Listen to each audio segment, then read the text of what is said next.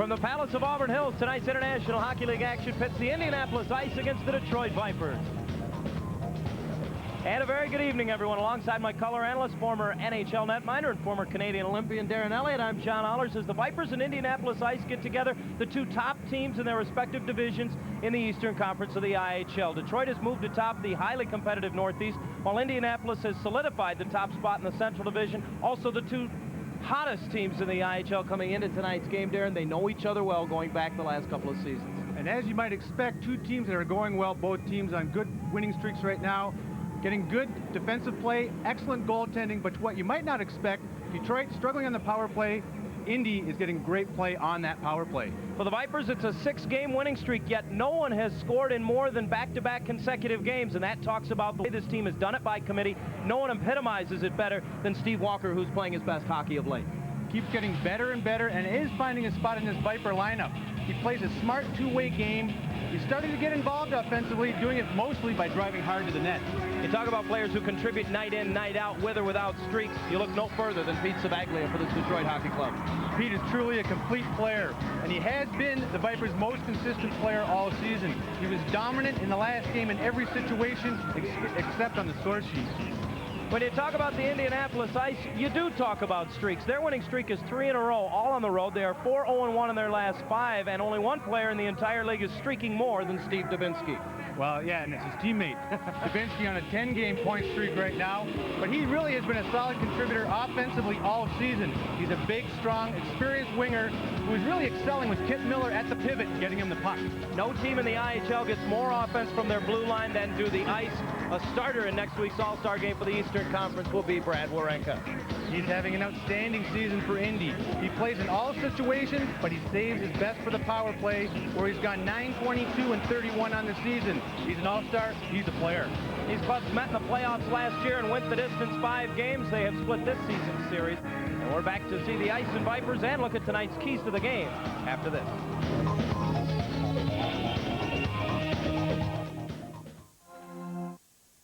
Hello? Hello? Echo! Go! Introducing the all-new 97 Jeep TJ with dual airbags, a smoother ride, and superior handling. Oh! Nature! Trees! Boulders! I'm free! Must be his first Jeep. Rookie. Oh! Yes! Now at your local Jeep dealer. Larry's been a customer of ours for a long time. I really like a good cup of coffee, and Tim Hortons makes that coffee. I know he's got 2 beautiful daughters, and he has a son, and he's got Sammy. She started doing it about 3 or 4 years ago. It's amazing. I mean, we're all used to it here because it's been going on for a long time, but most people, they've never seen anything like it. Sammy's just a very special dog. Special dog to me, she's a special dog to the whole neighborhood. It's something you can count on, and that's a good thing. For tonight's game between the Indianapolis Ice and the Detroit Vipers, the two first-place teams in the Eastern Conference. And time now to take a look at tonight's keys to the game is brought to you by your local Coca-Cola bottler. Always a power play, always Coca-Cola. For the Vipers, they're going to make it 7 in a row. They need to be special. The Vipers' struggling power play is going up against the #1 road penalty-killing unit in the eye. They must turn it around and take advantage tonight. They should get some power play opportunities, though. Indy is a big physical team, 5th in the IHL in penalty minutes. 5 guys with over 100 minutes or more. Even without enforcer Darren Banks, Detroit has to meet that physical challenge. And if the Indianapolis Ice are to make it 4 in a row, they'll have to make it 4 in a row on the road as well. They have 3 straight road victories. More wins on the road than at home. They'll be looking for that same formula. Strong goaltending and obviously some special teams play as well. Those tonight's keys to the game is brought to you by your Coca-Cola bottler. Always a power play, always Coca-Cola. Back with the opening face-off from the Palace after this. A cough or sore throat? Aren't you glad you have friends? Like Fisherman's Friend medicated lozenges. They even make nasal passages feel clear. So try Fisherman's Friend medicated lozenges with over 100 years of effectiveness.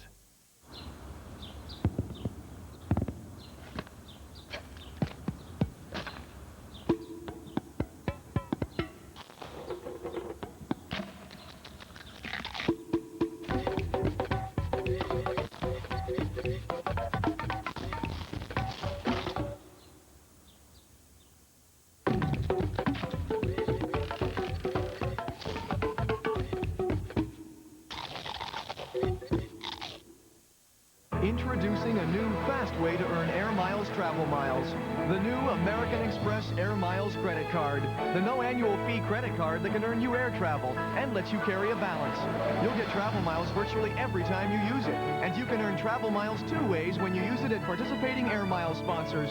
Plus, as an American Express card member, you'll get worldwide service that goes the extra mile. American Express, how may I help you? Call 1-888-656-AMEX for this new American Express credit card. Even though the kitchen had a certain charm, we decided a new double sink would be a pretty good idea. We got a lot of advice from someone who knows about that sort of thing, because I needed to know absolutely everything that could possibly go wrong. I mean, everything. No. Home hardware, help is close to home. So is this a good time to talk about the bathroom? A cough or sore throat? Aren't you glad you have friends? Like Fisherman's Friend medicated lozenges. They even make nasal passages feel clearer. So try Fisherman's Friend medicated lozenges with over 100 years of effectiveness.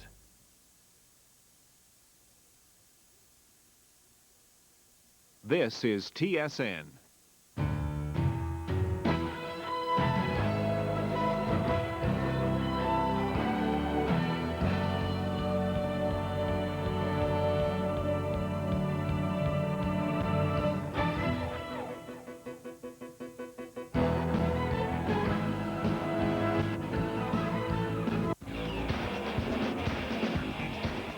Starter in goal for the Indianapolis Ice, Mark Lamont.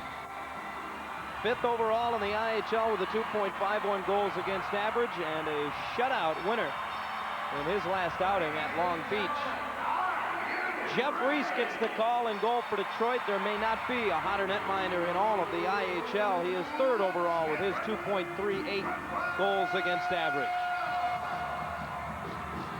The referee is Tom Kowal. The linesmen are Brad Kovacic and Russ Johnson, and we are set to go at the Palace of Auburn Hills. The 6th of 7 meetings this season between these two clubs, and we'll watch the opening face-off from our Meteor Photo and Imaging Center Ice camera, and we're underway. Puck to the side of the Indianapolis net. Ice will try to break it out from there. Mills from behind his own net. Now shovels it up the near side. Klimovich didn't get anything on it. Dan Kessa swings it back around the boards. Warenka chases to the near side, hit hard by who else but Ivan Korovo. Vipers keep it in with good point coverage. Simon down low to Korovo, has Kessa in front, and he just can't handle the feed. That went off the heel of his stick, a little bit in his skates. And back to center Indianapolis. Klimovich stood up at the blue line by Bobby J. Puck cleared right back into Klimovich by Reese. But the bounce favorable to Detroit, and Jay moves it up the boards for Todd Simon. Simon moves up the right side, drops it across the line for Kessa, and is deemed offside on the play along with Korovo. The first whistle of the hockey game, 48 seconds into it. He will be on the bench as one of the two coaches a week from tonight in Grand Rapids at the IHL All-Star Game, Bob Ferguson, in his 2nd year as the Indianapolis head coach. And Steve Ludzik, who has his club 1st overall in the IHL entering tonight's action, but with just a 1-point lead in the Northeast Division over Orlando behind the Detroit bench. Savaglia will take the draw at center ice against Kip Miller. Pete wins it, and Len Esau rockets it around the boards into the Indianapolis zone off the stick of Snell. Up the boards, knocked down by Savaglia, but unable to keep it in was Steve Walker. Vipers touch up through center. Walker pitches it back in. Drulia races in after it. As it reversed away from him by Nesradine, and now away come the ice to center. This is Dubinsky. Crisscrossing the neutral zone into the Detroit zone on left wing. Snaps it wide on the short side.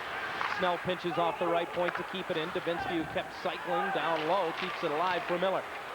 Miller looking for help, has it at the left point. Tomas Gronman just steers it towards the net, knocked down in front by Esau, and Walker steers it up the boards. Not out, but Miller had it knocked off his stick out to center ice. The Ice get a change on the go just as they turn it over at center. Esau rockets one right on net, and Lamont steers that to the corner as both teams finish changes. And the ice the other way. Rob Kahn through center ice. We're checking it. Snell, who rolls it in behind the Detroit net. On Stefanelli over to help Parrott out, who took his man Prokopek out of the play. Denny Chasse throws it through center ice. Tardif on it into the Indianapolis zone. Has Samsonov heading to the net. His pass comes right in front of Chasse. Got a whack at it. Lamothe chopped it out of harm's way. Ryan Huska behind the net. Loses it to Samsonov. Has a man in the high slot. It's Tardif. Instead, he's going to be hauled down, and a penalty coming up to Indianapolis. I think had Samsonov been able to work free, he might have passed the puck to Tardif, but he was all tied up and eventually hauled down. The youngster draws a penalty at the 2:12 mark. Both teams getting out to very crisp starts here in the early going. I like what the Vipers have done thus far. On the forecheck, they've made Indy's defense handle it 2 or 3 times. That allows them to sustain the forecheck and kind of neutralize the size advantage that Indy has up front. Here you see Samsonov with his patented forehand move through the slot, forcing the Indy defender to take him down.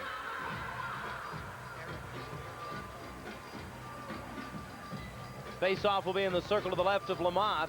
The penalty on Huska gives Detroit's power play a chance, and as Darren mentioned in the open, it has not been that sharp of late. 1 for 33 in their last 9 games, yet riding a 6-game winning streak. That says a little something about their even strength play. Tripping was the call on Huska, pardon me. I was going to say that one thing, though, the power play against Indy has been scintillating. 6 goals and 22 opportunities. One of the main reasons why they hold the series advantage. And a Viper welcome to all the viewers on the Canadian side of the border joining us this evening on TSN.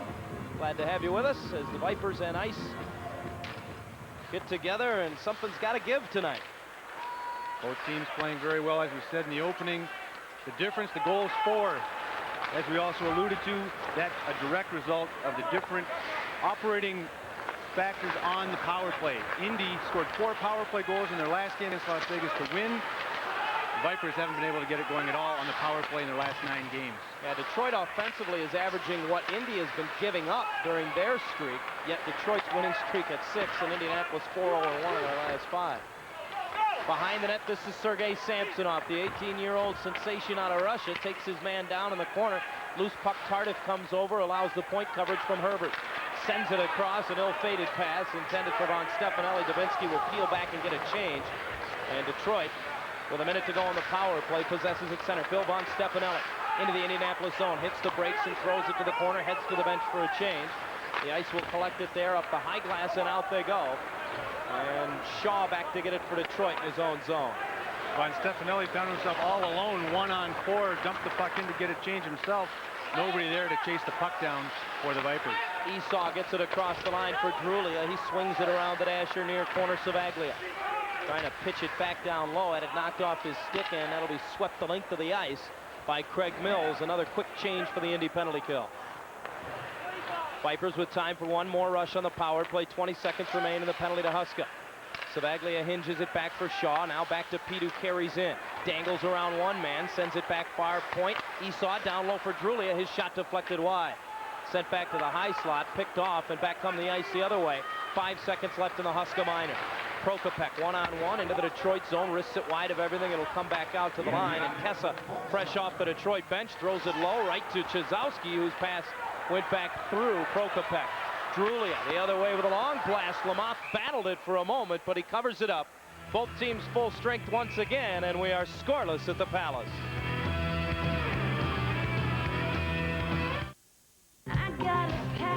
The 97 Mazda 626. Available V6 and 164 horses loaded with luxury features. Room and comfort with style and soul. 626, the family sedan with surprisingly sporty performance. 626.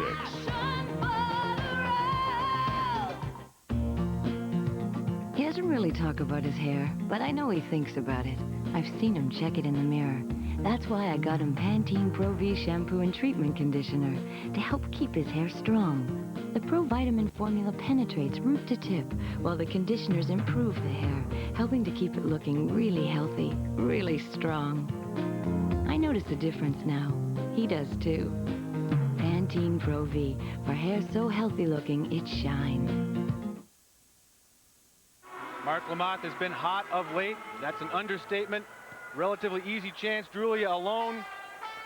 The Fort Erie native puts it on goal. You never know what might happen. Lamothe showing how on his game he is. Corrals that short rebound.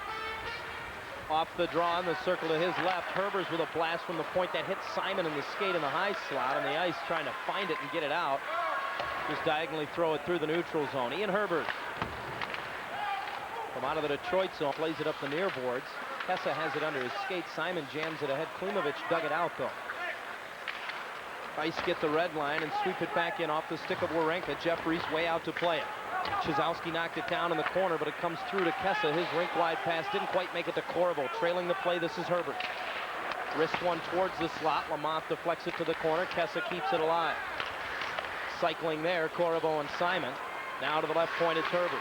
Again, just wrists it towards the net. A little snapshot that got caught up in the gear of Warenka, who backhands it out to center ice. Kessa goes in after it as Herbers flips it back in, and the play is whistled down as offside. Dan Kessa out of Vancouver, British Columbia. He's had a much more, I guess, settled year this year in Detroit. He's been with the Vipers all season after last year splitting time between the Dallas Stars, the Michigan K-Wings, and then the Springfield Falcons before eventually landing in Detroit. Told me earlier this season, he said, I was with 4 teams last year, didn't make a single team picture. Timing is everything. He made the team picture for the Vipers. It was photographed Monday morning, and he was in it, so if nothing else, this season has gotten better from a year ago. Kip Miller wide on the right side into the Detroit zone. Picked up by Von Stefanelli, pushes it to the corner, and now Miller goes after it behind the net. Big wide sweeping swat missing is off. When you set out to hatch something that's brand new, you gotta have all your ducks in a row. Oh, you've probably got a... Right in Indianapolis, Stan Drew.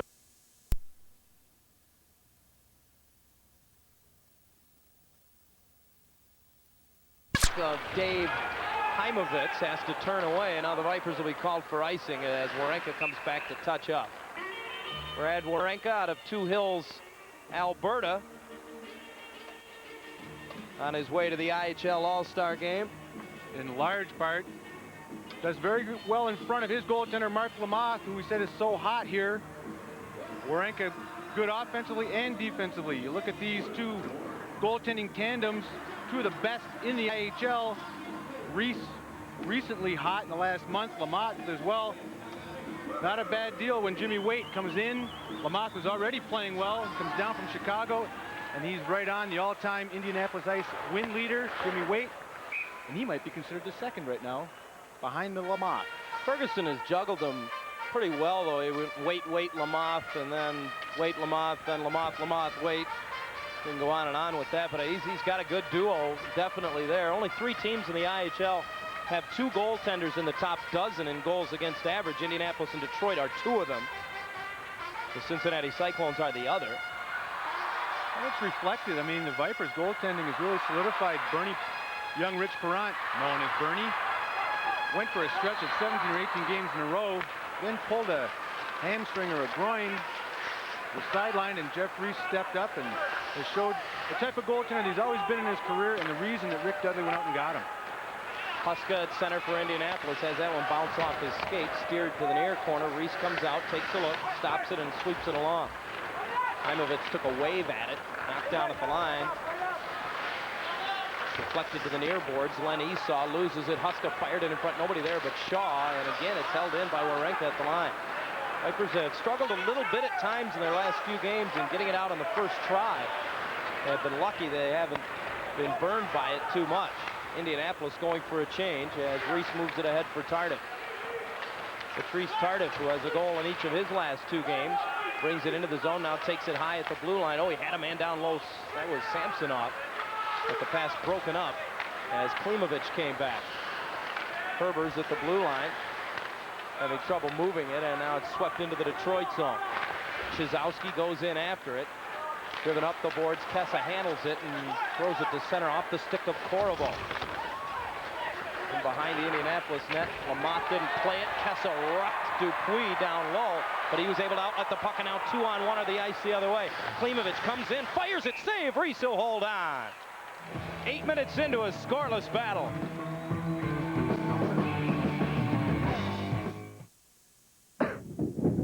sore throat? Aren't you glad you have friends? Like Fisherman's Friend medicated lozenges. They even make nasal passages feel clearer. So try Fisherman's Friend medicated lozenges with over 100 years of effectiveness. Hey, Annie. Hi. Love the hat. I need it. My hair's a disaster. Look at my dandruff. That's easy to take care of with the right shampoo. Here. With ordinary shampoo, flakes can come back, but Head & Shoulders helps eliminate dandruff and stop flakes before they even start, so you may never see flakes again. And your hair. My hair looks great. Thanks. Don't forget your hat. Who needs it? Head & Shoulders, because great hair can't have flakes. A cough or sore throat? Aren't you glad you have friends? Like Fisherman's Friend medicated lozenges. They even make nasal passages feel clearer. So try Fisherman's Friend medicated lozenges with over 100 years of effectiveness. Fearsome forecheck of the Vipers illustrated here. Dan Kessa rocks Dupuis' World. That's the good news, but you can see 3 Vipers down low. That led to an outnumbered attack, a 2-on-1. The puck rolling on Klimovich. He hit him right in the Viper. Jeff Reese holding his position, square to the shooter. Good save. No rebound. Got to have a quick sternum to make that save. Off the draw in the circle to the right of Reese. Detroit controls. Herber's behind the net for Simon. Leaves it back for Ian, and now across for his partner, Bobby J. Through center ice, Simon with speed across the blue line, goes wide on right wing, snaps it high, and Lamont waved at it with the glove. Got enough of it to play it to the high glass down low. Now Simon gets it back from Corriveau, working out of the corner. Takes it high in the zone across to Bobby J, right point. He'll throw it in front, deflected off of Herbers, who is in front. Simon rockets it over top of the net. Vipers with their best pressure. Kessa chops it free for Corriveau. Looking for help at the point. Herbers again just flips down low off of Kessa. And then in behind the net. Corriveau again is on it. Well, he's got some jump in his step. Again, it's Herbers with a drive, and that deflected to the backboard. Snell goes in after it. Kessa puts the hit on him. Simon comes up with a puck but can't control it. And now Snell heads up ice. Best pressure of the hockey game for Detroit. Chizowski wide on left wing into the Detroit zone. Flips it to the slot. Glove down by Walker. He heads the other way. Has Savaglia with him. Steve Walker across the line. Going wide on Nesradine to the corner. He tangles with him. Loose puck penalty coming up to Indianapolis. Dug out by Savaglia. Knocked off his stick. And Detroit will go to the power play. Elaine Nesradine, who in just 25 games has picked up 135 penalty minutes, is going to make it 136 and 137. No stranger to the sin bin. Quebec native. Played his junior hockey in Quebec. Chicoutimi in Drummondville. Over 700 penalty minutes in a little over 200 games. Well, averaging over 5 minutes a game with the ice. That would be, if he played a full 82-game schedule, be more than 400 minutes. That was the tail end where the penalty came, but earlier on, the best pressure, as you said, John, going hard to the net. Simon up over the crossbar, this time a better location. Same result, high and wide. Vipers win the draw, 0-for-1 on the power play tonight. Esau hit the post with a wrist shot through his screen. Lamont never saw it. Savaglia to the line. Again, it's Esau. One-timer, save Lamont. Rebound dug out by Drulia. Fired back to the crease where Lamont covers it. And in front of the net, Walker begins to mix it up. And he got the glove off. And served a couple up to Tomas Gronman that I'm not so sure he was ready for. Gronman thought he was just involved in a little pushing and shoving after the whistle. And he ate a couple fists from Steve Walker, who cut him. Right, and Steve Ludzik has been telling me this all year. He said sooner or later, Steve Walker's going to surprise somebody. And I think that somebody's name is Tomas Gronman. Walker was a good scorer last year in the Kelowna League. We talked about him in the opening.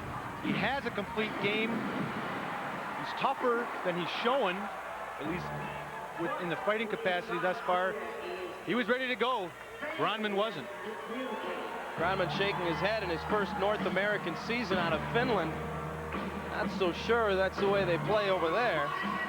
He'll get attention as he goes to the Indianapolis locker room from medical trainer Chris Meiser. And the additional 2 minutes up for Walker, who I think has also been given a game misconduct for instigating, perhaps. Also was flexing his hand. You watch where Gronman gets cut, that punch probably landed on the helmet. It was the helmet that actually cut him. One on the chin, one on the button.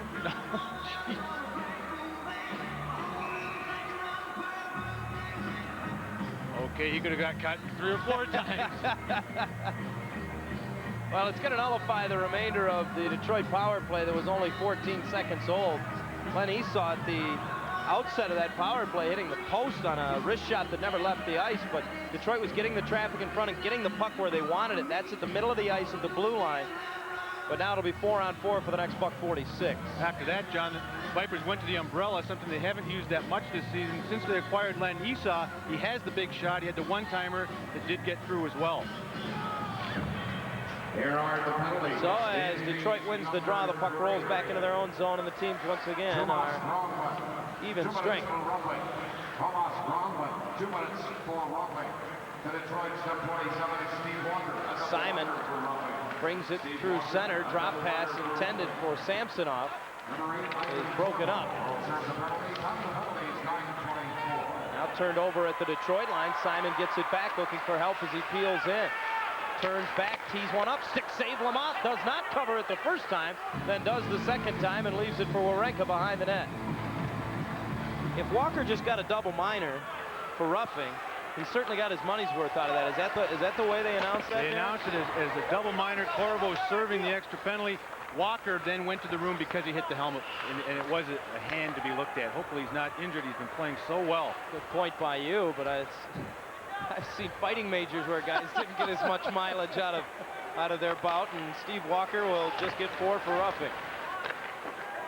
So Indianapolis will end up with a 14-second power play ultimately out of this, but for the most part it's just 4-on-4 hockey. Chassé 2-on-2 with Herbers across the Indianapolis line, throws it in front, and Herbers deflects it out of play. Ian has shown a penchant, at least tonight, and as the season has gone along, to not be fearful of jumping up and joining the play. He was down low earlier in the hockey game in front of the Indianapolis net, and that can be a pretty mighty screen when this guy gets in front of you. Definitely a wide body. Especially 4-on-4, you have to be active from the blue line. Earlier in the shift, Simon again waiting patiently. This time he gets it on net. Samsonov was creating the screen. Lamothe had a little bit of trouble, but he was fortunate. They were only 4-on-4. That extra man wasn't in front to pick up that short rebound. Nearly served a couple rebounds up. You can see Todd Simon on the Detroit bench wearing the effects of a puck he took square in the bridge of the nose a week ago tomorrow in a game in Orlando. Shattered his nose, and he will probably require surgery postseason on it, having trouble breathing through the nose, but has not yet missed a game. Indianapolis on the rush. Dupuis wide on right wing, ahead for Miller, deflected it right on. Reese couldn't cover the rebound as it's knocked behind the net by Dubinsky. Miller goes to the far board, being picked up by Bobby J. Jammed ahead. Here's Presley the other way, and a penalty coming up to Detroit. An interference call, I believe, that's going to end up going on Bobby J here. One of the 2 remaining original Vipers, and he'll get a seat.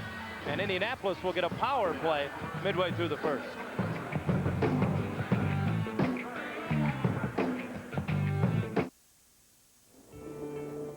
Hey, Annie. Hi. Love the hat. I need it. My hair's a disaster. Look at my dandruff. That's easy to take care of with the right shampoo. Here. With ordinary shampoo, flakes can come back, but Head & Shoulders helps eliminate dandruff and stop flakes before they even start, so you may never see flakes again. And your hair. My hair looks great, thanks. Don't forget your hat. Who needs it? Head & Shoulders, because great hair can't have flakes. Larry's been a customer of ours for a long time. I really like a good cup of coffee, and Tim Hortons makes that coffee. I know he's got 2 beautiful daughters, and he has a son, and he's got Sammy. She started doing it about 3 or 4 years ago. It's amazing. I mean, we're all used to it here because it's been going on for a long time, but most people, they've never seen anything like it. Sammy's just a very special dog. Special dog to me, she's a special dog to the whole neighborhood. It's something you can count on, and that's a good thing. Being crowded over there. Bobby J for interference, trying to run the screen along the boards. Walker has returned. You can see the ice bag on the right hand that was doing all the damage on Gronman. Gronman got his 2 minutes for receiving, I think. That's all that should be appropriate. Walker pasted him at least 4 times on the button. So at the penalty to Bobby J, Indianapolis now begins a two-man advantage for 14 seconds, as that's what remains in the penalty being served by Corvo. Indianapolis on the power play now, top of the near circle. This is Warenka. Shovels it across to Snell. These two quarterback this unit, and they do it well. Warenka fakes the shot, shovels it low, back out to Snell. His drive blocks. Savaglia turns and wires it the length of the ice as Corvo exits the box, and now a 5-on-4 Indianapolis power play for the next minute and a half. This was a good power play before Kip Miller came here about a month ago. With the addition of Kip Miller, they have been red hot on the power play. They turn it over at center, however. Simon, 1 on now 3, turns to the open ice and now just fires it up the boards and in. Two Vipers caught in the zone, and they better hurry to get back. Dubinsky across the line, drops it. Warenka with a bullet kicked away by Reese. Rebound bounces right back to him, and he blockered it away. Great save by Reese to even see it, and the Vipers ice it. Another indication that Jeff Reese is squarely on his game once again here tonight, able to follow that bouncing puck, and as you said, make a good reaction save with the blocker. Wayne Presley with a heady move to rag it all the way back to his blue line after he came up with the turnover deep in the Indy zone, and Jeff Parrott will send it back into the Indianapolis end. 40 seconds now remains in the Indianapolis power play. Pass through center. They hit Klimovich, but he got it into the zone. Now Prokopek gets it back to him in the corner. Down low, Chizowski has it poked away from him momentarily, trying to reach out with that long stick of his and dig it free, and he does. Back to the left point for Snell. Sends it across. Warenka fakes. Now Snell, top of the near circle. Quick puck movement, finds Klimovich in the slot. Had a man in front, but he got tripped up. That was Prokopek who was parked in front. Chizowski sends it to the line. Snell had it rolling, couldn't tee it up. Now loose to the corner. Klimovich pokes it back for Chizowski. Inside 10 seconds to go, and the penalty to Bobby J. Parrott hits his man hard down low. Prokopek gets it back to Chizowski. Klimovich has Snell coming in, and Reese makes the save.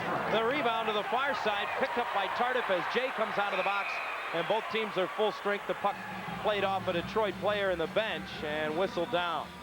So both teams now officially 0 for 2 on the power play, and Jeff Reese seeing the best chances he has seen all night. Any good penalty killing unit will tell you the key ingredient to success is good goaltending and timely saves, and Jeff Reese supplied that on that power play by Indy. These were the best. Big slap shot, one-timer, good left pad save, but the better saves yet to come. The bouncing puck, and watch right there, he just got his blocker on it as it was almost bounding by him, meaning he's seeing the puck very, very well. All 7 saves so far for Jeff Reese as he looks at the draw to his left in the Detroit zone. Savaglia beats Huska on it.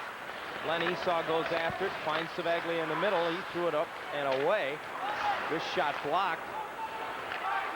And Rulli will roll it all the way back into the Indianapolis zone. Chassé chases after it. Heimovitz able to knock it away to center ice. Slashed off his stick by Savaglia. Brad Shaw gets it up the board. Savaglia just nearly able to chip it by Dupuis, but he couldn't, and Dupuis lifts it in wide of the Detroit net. Esau comes back to get it, hit by Heimovitz. Puck underneath him, and Chassé digs it out. Mills in after it, along with Huska. This is the big checking line for Indianapolis. Heimovitz, Mills, and Huska. Chassé doing his fair share. Now Shaw takes his man down. I think the puck's somewhere underneath there. And finally, the whistle is blown by Tom Kowal. Ryan Huska, Cy Young candidate, 15 goals, 6 assists. But as you said, that is the big forechecking line, big in a lot of ways, not just with their ability to contain their opposition, but their physical size as well. Second-year pro out of that hockey factory of late, Cam Loops. Remember the Blazers for 4 years. Tells a little bit of something about winning. Western Hockey League always produces good, grinding, tough, competitive forwards. Plenty of action coming up at the Palace this Friday through Sunday. It'll be the Longhorn World Championship Rodeo on February 23rd. Metallica live in concert with Corrosion of Conformity. Seats are available. Call the Palace box office or stop by any Ticketmaster location. Who? Corrosion of Conformity? I thought you were saying who? Metallica. Oh, no. We're all over that, man. Killer, dude. Face off in the ring to the left of Reese. Miller wins it, swept on net, and Reese that to the corner as Rob Kahn had a chance. Now Corvo stick handles the center and is then bumped off the puck by Wawrinka, who came over. Back into the Detroit zone. Reese takes a look, goes up the middle with it, and that's a good play there as the Vipers break out 3-on-2. Simon across the line has Kessel with him, but it's knocked off his stick. And a good defensive play by Elaine Nesradine. Now given away, Bobby J throws it in front, deflected just wide by Corriveau, and another penalty coming up to Indianapolis. Corriveau then with the bump after the whistle on Wawrinka. But the Vipers are going to go to the power play. 5.5 to go in the first.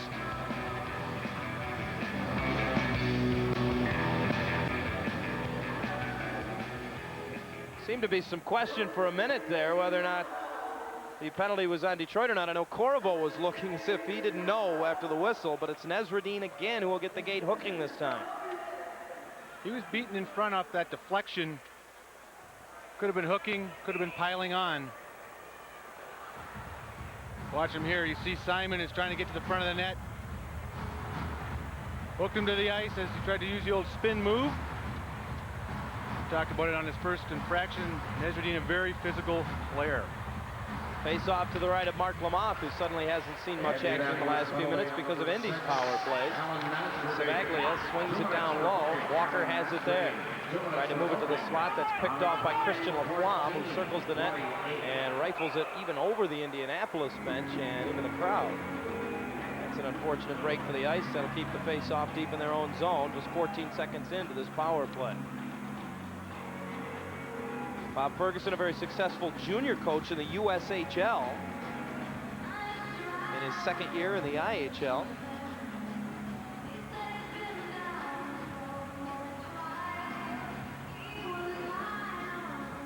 Savaglia set to take the draw for Detroit. As Walker and Drulia out there with him. Off the draw, comes to the line. He saw a shot. Stick save made by Lamothe, and then the rebound just chipped harmlessly on net by Drulia, and he gloves that. Lamothe last year, just 5-9-3 with Fredericton of the American League at a 3.76 goals against average and only got in 23 games. But is 2-0 in his last two with a .944 save percentage and has looked sharp so far tonight.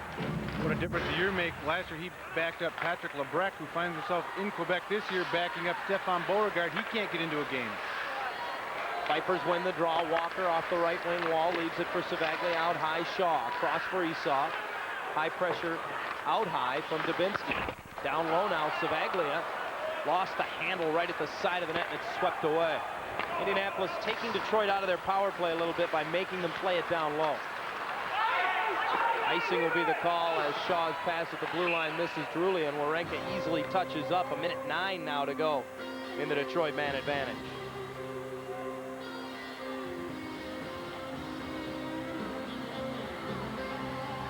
Said Steve Ludzik had his team atop the entire league. Well, he wishes it was that easy to just get atop the division. Only 1 point better than Orlando, who has 2 games in hand coming into tonight, and Orlando is in action tonight in Grand Rapids. Cincinnati, Quebec, and Grand Rapids having their own little battle for the number 3 spot.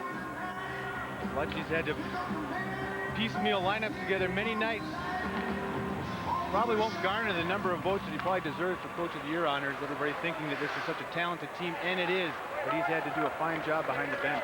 The talk tonight before the game with him and Rick Dudley, amongst others, was the fact that they just have not had a full complement of players to use all season long. They did a couple times earlier this year, but Phil Von Stefanelli was up with Ottawa at the time, and they didn't feel they were as strong in the blue line as they can be.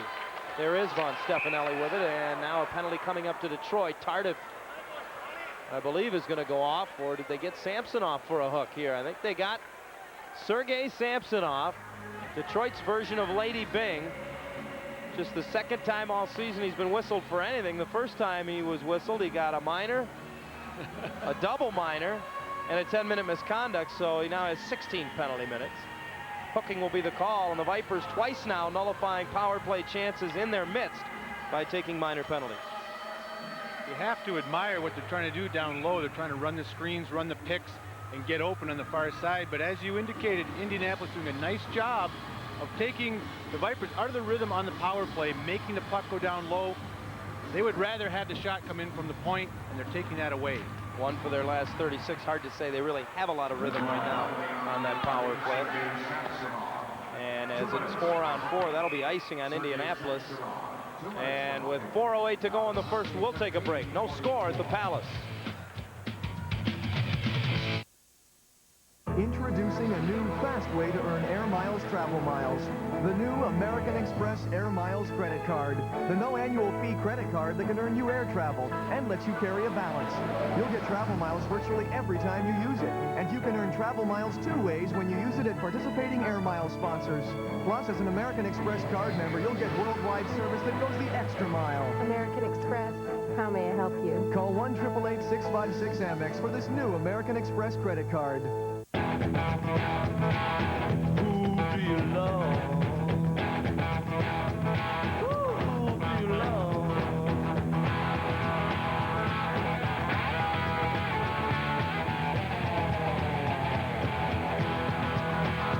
Yeah, who do you love? Who do you love?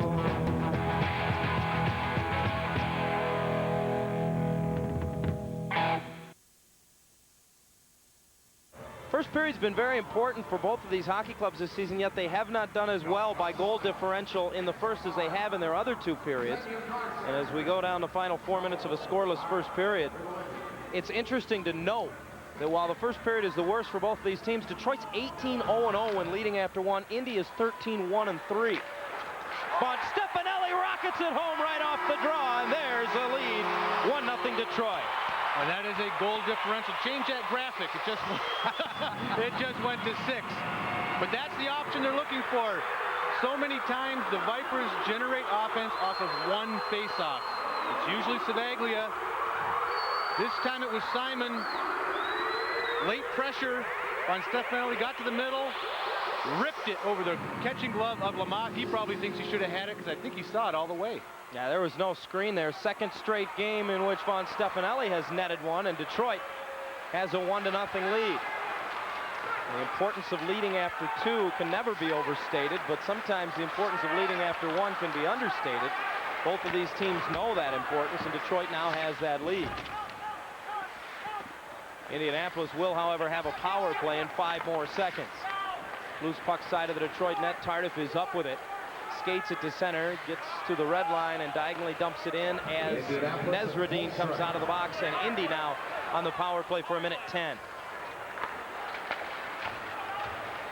Kip Miller away to center. Former Hobie Baker winner at Michigan State has it knocked off his stick at the blue line, but it's not knocked out of the zone until Bobby J gets there. And he sends a 2-hopper the length of the ice. Snell back to get it. But Stefanelli will get the goal for Detroit. His 9th of the year from Todd Simon. Turnover at center. Presley played it off the skate of Kessa. Otherwise, the 2 of them may have been away. Now the ice into the Detroit zone. Dubinsky has a man at the far point. Warenko with a blast. Glove save, Jeffries. Big league trapper there. Flashed by Jeff Reese. And the big league shot of Brad Warenka as well. Talk about Warenka in the opening. No stranger to putting the puck on the net. He's scored 9 times on the power play and has 31 points in total. Most of those assists, I'm sure, coming off of rebounds.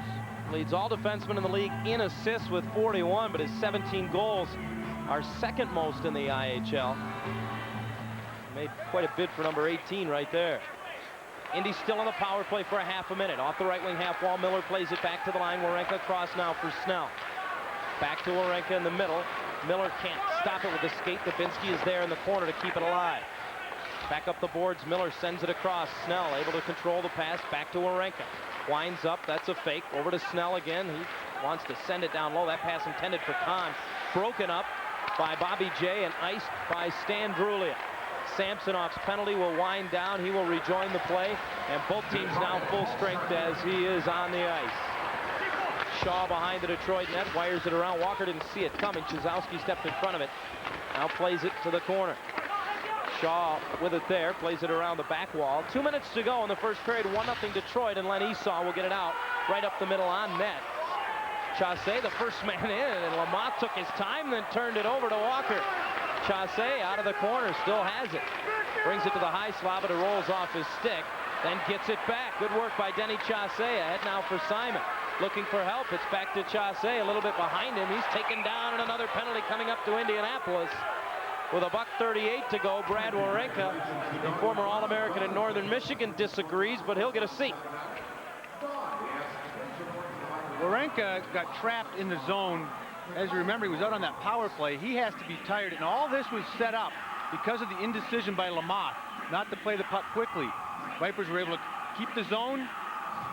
It led to a penalty, and it may lead to another power play goal.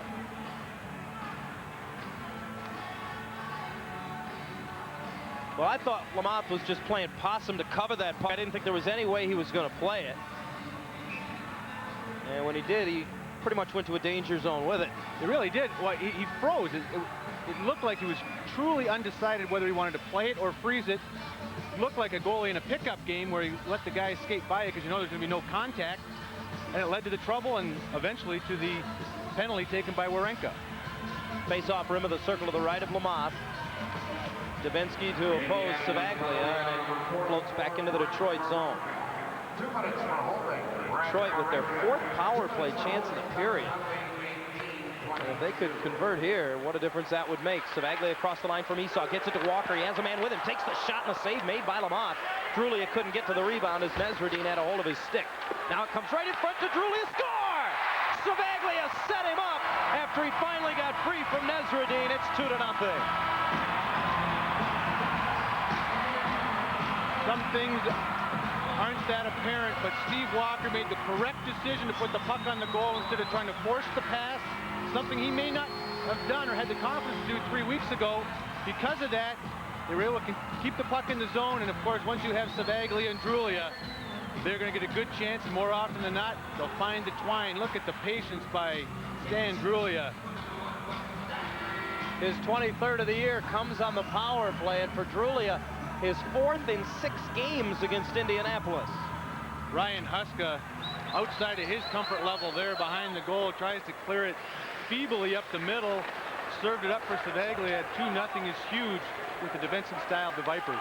And Detroit with just their 2nd power play goal in their last 37 chances. It's not necessarily quantity, it's perhaps timing as much as anything, and that's a big goal. Now the puck knocked down by a high stick. Yeah, played by Tardif right after he did it, so it is blown dead. Just under a minute to go here in the first period. Coming up in our first intermission, we'll visit with the Viper captain, Stan Drulia, one of 3 Viper All-Stars, and he'll be making his 5th consecutive All-Star appearance. In fact, the all-time leading scorer in IHL All-Star competition is Stan Drulia. To find out if there's still the thrill of being selected to go to the All-Star game. 45 seconds to go in the period as Tardif has it for Detroit, watched by Huska, and got it to the line, knocked in. Nesradine trying to turn away from the hit, takes the hit from Chaussee, rolls right to the side of the net, and Christian Laflamme bats it to the corner. Cycling there. Samsonov with Chaussee, turns away from Huska, but turned right back into Nesradine. Now gets it up the boards to Chaussee. Just keeps it deep. Tardif below the goal line with 15 seconds to go in the period. Trying to get it back to Samsonov, but it's taken away there, and Heimovitz clears to center ice. Parrott sends it right back to Samsonov at the line, bumped off the puck there by Laflamme, and the final seconds of the first period will wind down here, and Detroit will take the lead to the locker room as the horn sounds. A solid period for the Vipers, both teams with chances, but Darren, not so much the 2-goal lead for Detroit, but when it came, both goals inside the final 4 minutes or so of that period, and that has to be deflating to Indianapolis. Absolutely. They had some good chances on the power play of their own, thwarted at the other end by Jeff Reese. Lamothe was pretty good in the first 10 minutes. 2 snuck by him. That's big. Detroit 2, Indianapolis nothing after 1 at the Palace. Back to chat with the Viper captain and all-star to be for the 5th straight year. Stan Drulia will join us after we take this time out.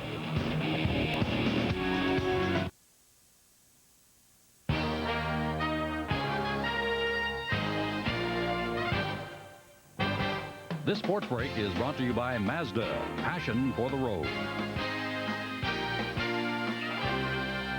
Hi, folks. Pleasure to welcome you to our control center. I'm Michael Landsberg. Sports Desk at 11 o'clock Eastern Time. Our top story will be Sheldon Kennedy as a Boston Bruin making his return to Calgary. First time since the Graham James case, and he can be sure of a very warm reception. I don't realize how much touch people, or I guess really what I've done yet. But you know, I guess it's, you know, another way for people to show me, and if it happens, you know, it's definitely going to be accepted with, you know, with open arms. But it'll be weird, man. It'll be weird for sure.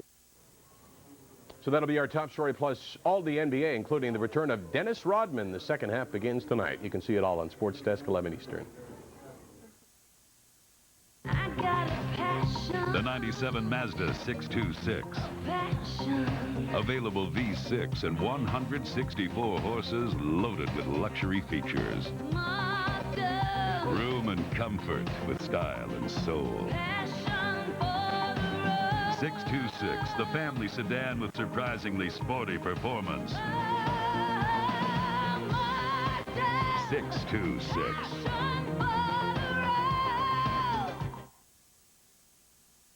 This is TSN.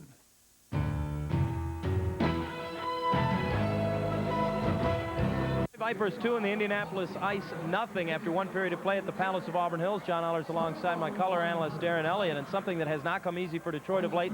Goals come late in the first period, very timely for Detroit. They've had a hard time opening up a 2-goal lead of any kind at any time. They've played more 1-goal games than anybody in the league. A little bit of breathing room is nice. Standing by downstairs is the Viper captain, Stan Drulia, who joins us. And Stan, that second goal has a lot of meaning for many reasons. Obviously, the 2-goal lead is much more comfortable than the 1-goal lead, but maybe because it's a power play goal more than anything, it gives you guys lift. Well, I think we're 2 for 34, I think, in the last few games or so. So it's nice to get a power play goal. It's nice to get a 2-goal lead. We've been battling all year in 1-goal games, like you said, and sometimes it takes a lot of toll on you. You're working hard every shift. I mean, you can't take a shift off out there. And that's really going to help us in the playoffs. That's what Steve has stressed all year, is work hard every shift and work on these tight games and win these now, and you're going to win them in the end. Stan, in all fairness, the power play, you guys have been trying new personnel. You pick up Len Esau. He's just getting comfortable. How difficult is that to work on different schemes at this time of the season? Well, I mean, we haven't really worked on our power play all that much. You know, we got a lot of talented players out there, so we're kind of, you know, we talk amongst ourselves, and Steve's got a game plan that we go with. But I mean, it's just a matter of learning each other. Lenny's got a great shot, and hopefully we can get him shooting the puck. And we know when we played against him that we tried to take him away. We didn't want to let him shoot the puck, so we're hoping teams are going to try and do that, and then it's going to create some new things down low for us. Stan, we were just getting a look at the goal you scored there at the tail end of the period. Against Indianapolis now, you got 4 this season. Is this club bring something out in Stan Drulia that other clubs don't, or do they play you differently? I don't know. I've always had a tough time against these guys. It's just circumstances. I guess I think 3 of them are power plays, so maybe it's a good sign that I got a power play goal against these guys again tonight, and we got 40 more minutes to go. So a lot of time to a few more power plays, and hopefully we can get a couple more and get a bigger lead. Stan, I wanted to say congratulations being selected to the All-Star game that takes place next week. 5th in a row, all-time leading scorer in the All-Star competition. Is it still a thrill? It's always fun. It's an honor to be selected to the All-Star team, you know, to play, you know, supposedly the best 40 guys in our league, and it's a great honor. It's a good time. We all go there, and I'm looking forward to seeing some of the friends that I haven't seen that I played with in the last few years and this and that. So we're looking forward to it. It's going to be a lot of fun. All-Star game comes a little bit late this season for the Vipers after the All-Star break. There will only be 24 games left in the season, and that's when everybody starts looking at the playoffs, looking at positioning, watching the division races. Steve Ludzik has said to me, as have a number of players, we're not going to watch Orlando. We know they have a home-heavy schedule. They're a good hockey club. We don't expect them to lose much. But how realistic is that? Because I know you guys are interested. Well, I know the first thing I look for every morning in the paper is to see how they did. So it's interesting. I mean, as long as we keep winning, we're going to be all right. And that's the main thing, is we worry about ourselves and let what happens to them happens to them. Hopefully, you know, you don't want to get into a real gung-ho about first overall, because you don't want to take your toe on you in the regular season. But if it comes to us, we'll be glad to take it. Home ice advantage in the playoffs is always a key to have. So we're looking forward to that. You know, we just want to play hard for the next 26 games and get as focused as we can for Game 1 of the playoffs. That's what's important right now. So many tough teams in the league this year, Stan. Indianapolis and the Vipers have a great rivalry. They seem to have great size up front. Do you prepare for them any differently because of that size? Well, they're a big, strong team, and they make you pay for everything you get. They work you hard along the wall, and you got to be aggressive and you got to be patient. I think the league is going that way. They're getting bigger guys and stronger guys, and the game's obviously being tighter checking, as we can see in the goals scored this year. So I mean, they're a trapping team, and they make you work for everything you get. You got to try and get some more speed in the neutral zone to take things over. You talked about the close games preparing you guys for the playoffs later on, as they have been all season long. But we've also made light of the fact up here in the booth that really the club doesn't feel they've had a full complement of healthy players all season long. Does that help you come postseason as well, because players have been forced into roles they might not have normally been in? I think so. I mean, you know, just look at the last 2 weeks with Steve Walker being here. You know, he's been up and down, and he's come in the last 2 weeks, and he's gotten a chance to play a lot more, and he's really responded well. So that's going to give us some added depth come playoff time. So, I mean, we're all excited about the playoffs. You know, we wish we could start tomorrow the way things are going right now. But we know we got 26 games left to prepare, and it's going to be a long, tough road, and, you know, hopefully we can be healthy going into game 1 of the playoffs. Congratulations once again for your 5th consecutive All-Star nod. We'll see you in Grand Rapids. Continued success there as well as tonight, and thanks for joining us here in our first intermission. Thanks a lot, guys. Stan Drewley, the captain of the Detroit Vipers, on his way to his 5th consecutive IHL All-Star game, and he has one of the two Detroit goals after one, with the Vipers on top 2-0.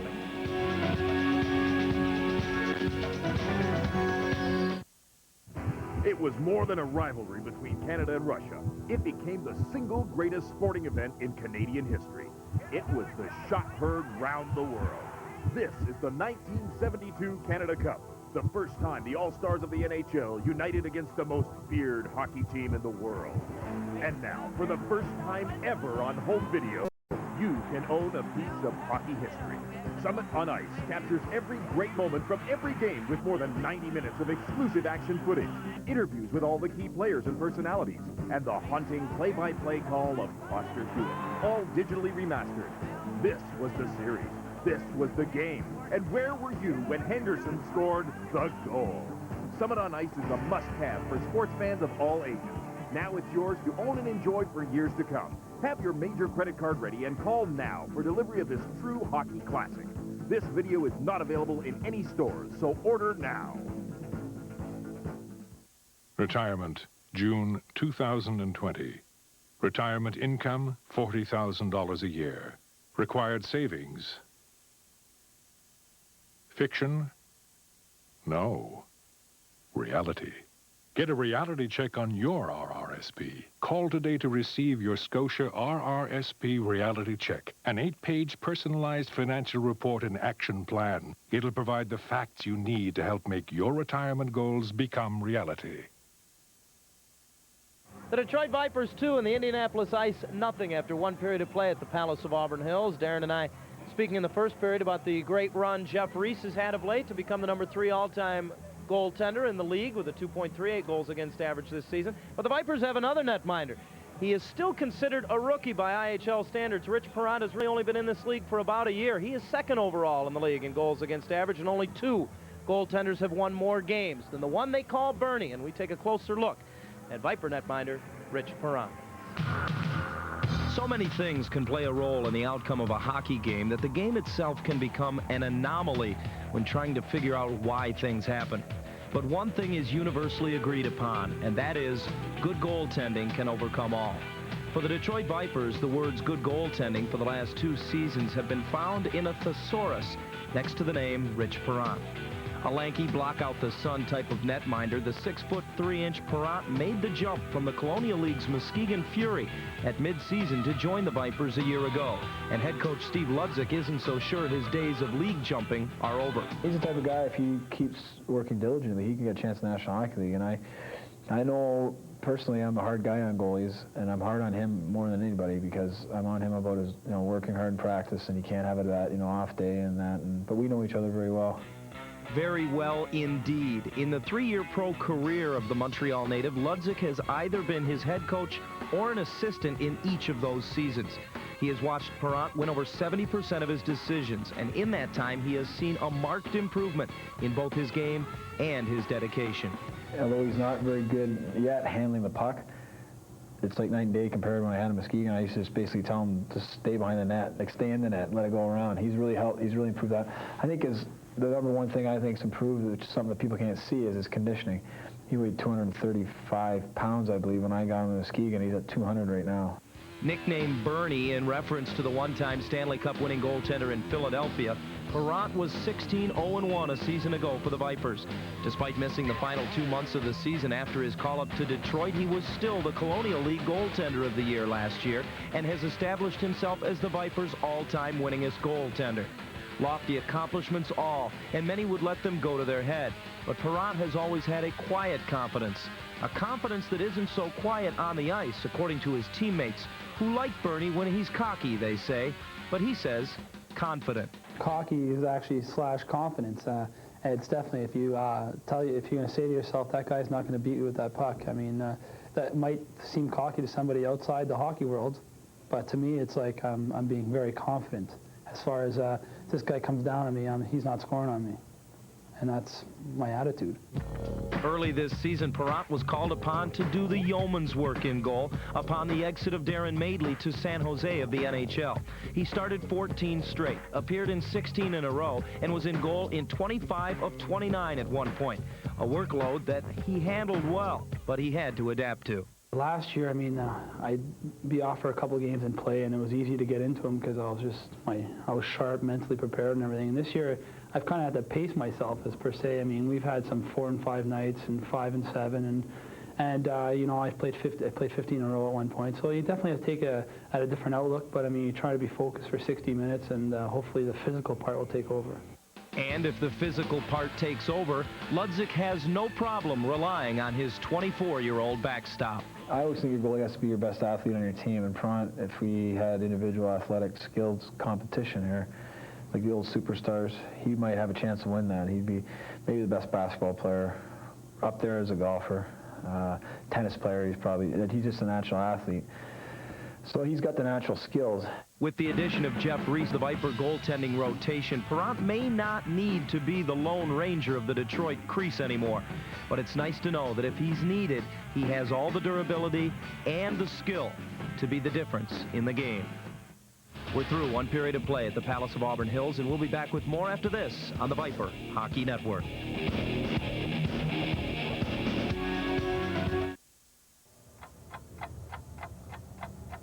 This has got to stop.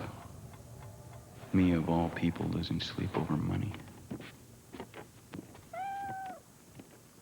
I've got to decide. Can't put it off any longer. What did it say? Borrow money to save money. Here.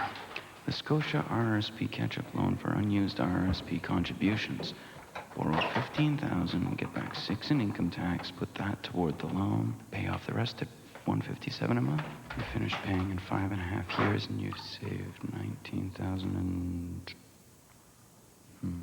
in 25 years, it grows to $47,008. Wow, this works. You can do this, Charlie. I can come up with that each month. Yeah, let's get some sleep. It's hockey legend Bobby Hull for the amazing Airmaster. With the new Airmaster from Quality Fitness, I get a great workout in just 20 minutes a day with absolutely no impact to my knees and joints. You'll feel almost weightless with the Airmaster system. You burn fat, firm muscles, and increase mobility without pain and strain. And it just takes 20 minutes a day. Just step on the weighted air pedals and you're airborne for a superior cardiovascular workout. Work your upper body, sculpt your arms, chest, back, and abdominals. You'll also shape and tone your thighs, trim your hips, and firm your buttocks. It's more effective than steppers, skiing machines, treadmills, or just walking. Airmaster is like owning a gym full of equipment. Airmaster stores easily and comes with a complete workout video and music program. Airmaster can be yours for 3 payments of $99.99 plus shipping and handling. Call the number on your screen now. Airmaster is ready to go and comes with a 30-day money-back guarantee. Call now. 2-0, Detroit has the lead after one period of play at the Palace of Auburn Hills over the Indianapolis Ice. The Vipers with a couple of special teams goals, if you will. The first, a 4-on-4 goal that came at the 15:56 mark of the period. Phil Von Stefanelli scoring for the second consecutive game, basically the same way, just getting the draw at the line, moving it to the middle, and letting her rip. Watch Simon, wins the draw, he holds his man up long enough, allowing Von Stefanelli to get to the middle. Heavy shot by Von Stefanelli, but I still think Lamont should have had that one. Yeah, from this view you can tell there is no screen. And he saw Huska just delayed enough by Simon, couldn't get out there. Simon drew the assist, that made it 1-0, and then just under 3 minutes later, while on the power play, Detroit got just their second power play goal in their last 10 games from leading goal scorer Stan Drewley. All started off the rush. Walker came in on a 2-on-1. Again, Ryan Huska, the culprit. A weak clearing attempt led to all kinds of confusion down low. Lamothe with the paddle on the ice, but that allowed Drewley to drag it all the way across the slot, and he had the short side. If he stays on his feet there, maybe he shuts that goal down as well. A power play goal from Savaglia, and the Viper lead is 2-0 after one period of play. The shots on goal favor Detroit, as do the quality chances and the faceoff. Faceoff usually a strength. 1 for 4, finally get a power play conversion, power play shots, and that is a big reason why they were finally able to convert, getting some chances, getting some pucks on the goal. Upcoming Viper action in the month of February includes a rematch with these Indianapolis Ice on February the 20th. That's a week from this Thursday. And then February 28th, it'll be the Cleveland Lumberjacks. Tickets are available at the Palace box office or any Ticketmaster location, or by calling 810-377-0100. The Vipers are tough to beat when they get up on you by a couple. We mentioned they're 18-0-0 when leading after one, but when you look at the way this man has played of late, you know why they're going to be tough to beat. His goals against average in his last 7 outings, going all the way back to the last meeting between these two clubs on the 18th of January at Indianapolis, is 1.40.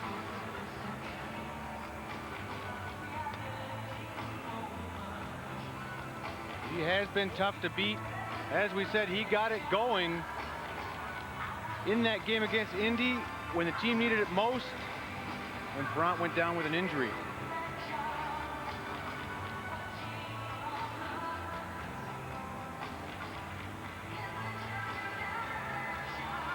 Face-off from our overhead camera, as provided by Meteor Photo and Imaging. And Detroit wins the draw, both teams full strength. Abijay flips it up the boards, and Corvo is on it first. Sidesteps a check, and as his stick hooked by Warenka, can't get it free, but stays with it. Simon comes over to play it.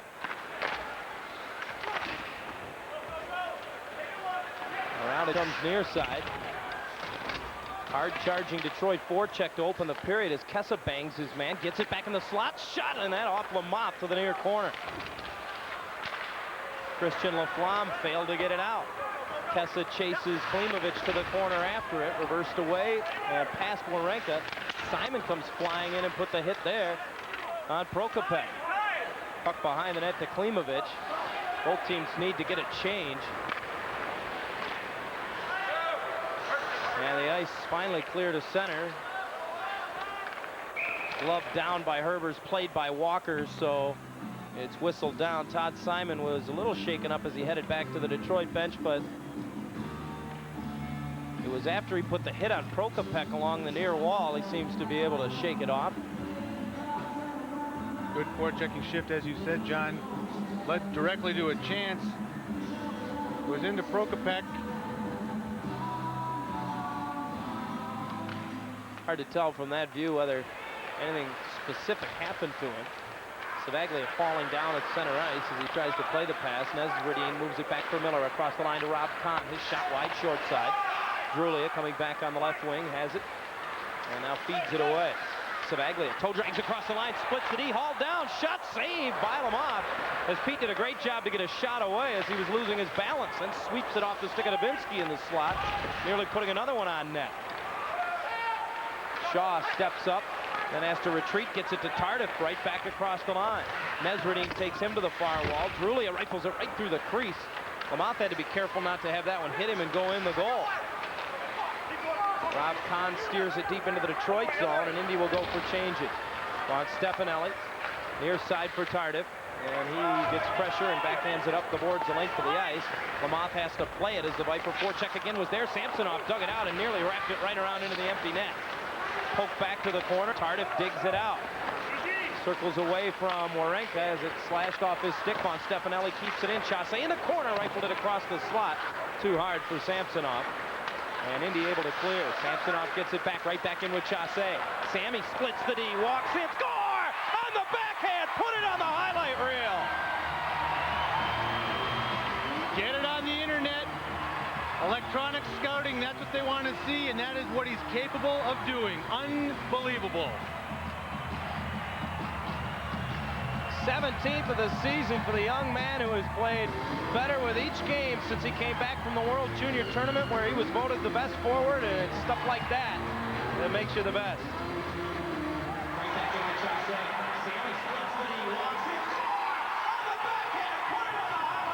That speaks better than I ever could to describe that goal. What a beautiful play. So the 18-year-old has his 17th in the IHL, and Detroit has a 3-0 lead. Christian Laflamme sends a knuckler in on net. Reese careful to play it away, and that'll be a penalty as he throws it out of the barn. And that's about the first thing Jeff Reese has done wrong in the last month. Low glass on the sides here at the Palace. In another building, that one might have stayed in. But instead, Jeff Reese is going to pick up a delay of game penalty. Sergei Samsonov, one of the top scoring rookies in all of the IHL in virtually every category. And once again, a solo effort as his goal is unassisted. Great recognition. He saw Gronman, got his weight to the outside. Samsonov with his head up, cut to the inside. Gronman was in no position to handle him. Neither was Lamothe when it was all said and done.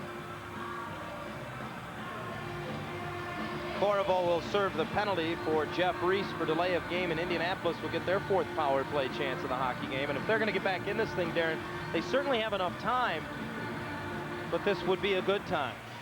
Yeah, like Corriveau sitting in the box again, serving a minor penalty. He's still nursing a sore foot. Great to see him back in the lineup, but he stopped a slap shot a couple games ago, missed a couple games because of it. Still must be not 100%.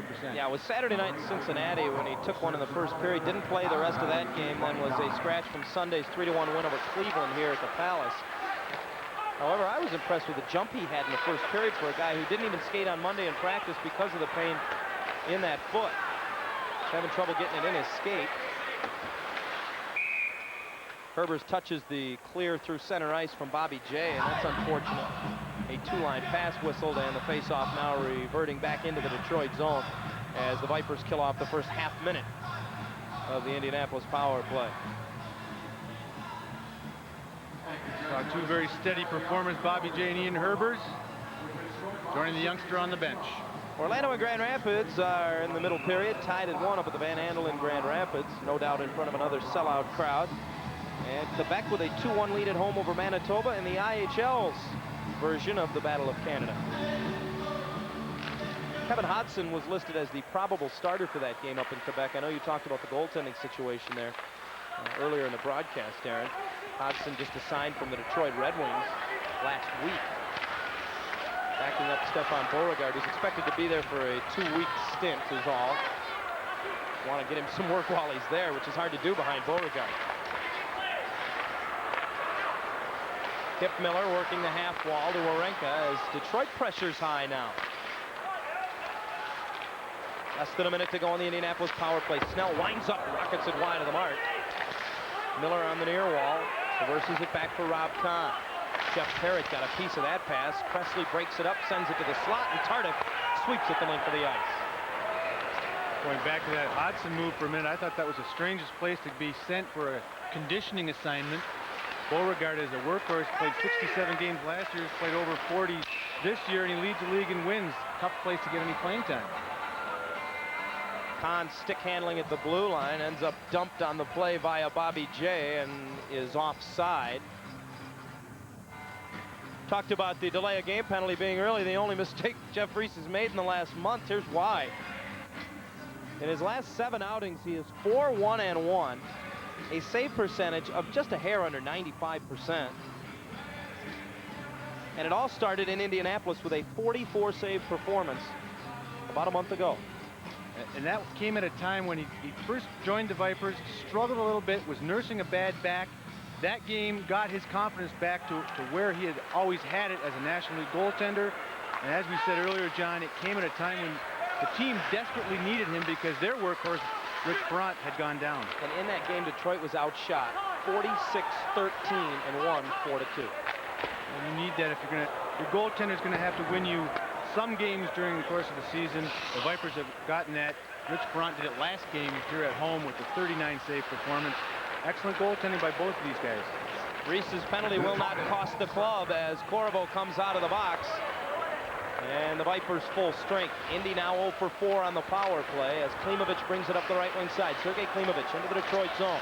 Working on Brad Shaw. He takes him to the corner. Over comes Presley to just feather it away. Walker on the far boards. Moves it ahead and away comes Detroit to center. Passes behind Kessa, but he collects it off the left wing boards. Pulls up, now feeds it through to Shaw, who joins the rush. He's right on the doorstep now, backs it for Presley. Presley, quick shot, sticked away by Lamont. Rebound to the corner, Chizowski and Kessa go after it. Kessa hit hard by Nesradine. In comes Walker behind the net to take it away. Shaw again pinches off the left point. Gets tangled up with Nesradine, as does pretty much everybody out there. And finally, Prokopek gets it out center ice. Dupuis sweeps it into the Detroit zone. Indy will get changes as Reese gets behind the net to stop it for Len Esau. 14.5 to go in the second. Detroit 3, Indianapolis nothing. Esau gets it ahead for Corvo. Kicks it to the corner, goes after it. Plays it away from Warenka, but right to Snell, and he moves it ahead on the near side. Heimovitz had it knocked off his stick by Simon, who gets it back at the line. Has a man across the zone. It's Chassé, and the pass deflected away by Huska, who just got back to the line, held in by Monstefanelli. He lets one go. That hit Chassé in front, and finally bounces out near side for Heimovitz. Dave Heimovitz, just recalled from Columbus of the East Coast League, comes into the Detroit zone. He scores! I believe it was deflected at the side of the net. Prokopek got his stick on it, and it's 3-1. Middle opened up for Heimovitz. That was Mills in front. Excuse me, it was not Prokopek. These Indianapolis numbers are so easy to read from high above the Palace. Mills will get the goal, and it's now 3-1. Heimovitz, it opens up on Stefanelli, tries to contend with them. Mills goes hard to the net. The Toronto, Ontario native is rewarded. They look like they're in pretty good shape there. Might have gone off Reese, then off Mills. Had a lot on it. It got there at the same time, and Jeff Parrott got there just a second too late. So Indianapolis finds themselves back in a 2-goal hockey game, and that's exactly what Bob Ferguson's club needed. Now they turn it over right off the draw. Tardif tries to sidestep, move it to the slot, but he fired it wide. Steve McLaren out there for what I think is his first shift of the hockey game, able to get back and get enough position on Tardif. Bobby J chases back in the Detroit zone as Kip Miller all over him. Reverses it away for Tardif, who sweeps it around. The race is on, held in at the point by Laflamme, but knocked down by Samsonov. A lot of open ice as he and Presley are the other way. Presley goes wide to the right wing dasher and swings it low. Laflamme stepped in front of it, keeping Samsonov from getting there, but Sammy doesn't give up. Working along the boards on Dubinsky, bumps him off the puck, and now Presley turns off the boards, being hooked. Loose puck in the high slot for Samsonov on his backhand, got it to Herbert. Fires it on net, penalty coming up to Indianapolis as it was stick to the corner. To the bench goes Reese for the 6th man in front. Looking for the deflection was Herbers. He had Samsonov, but it's touched up, and Detroit will go on the power play unless Presley and McLaren draw additionals here. McLaren, a young, tough customer, and Presley, a wily veteran of a tough customer, being separated by the linesman. Detroit 3, Indianapolis 1.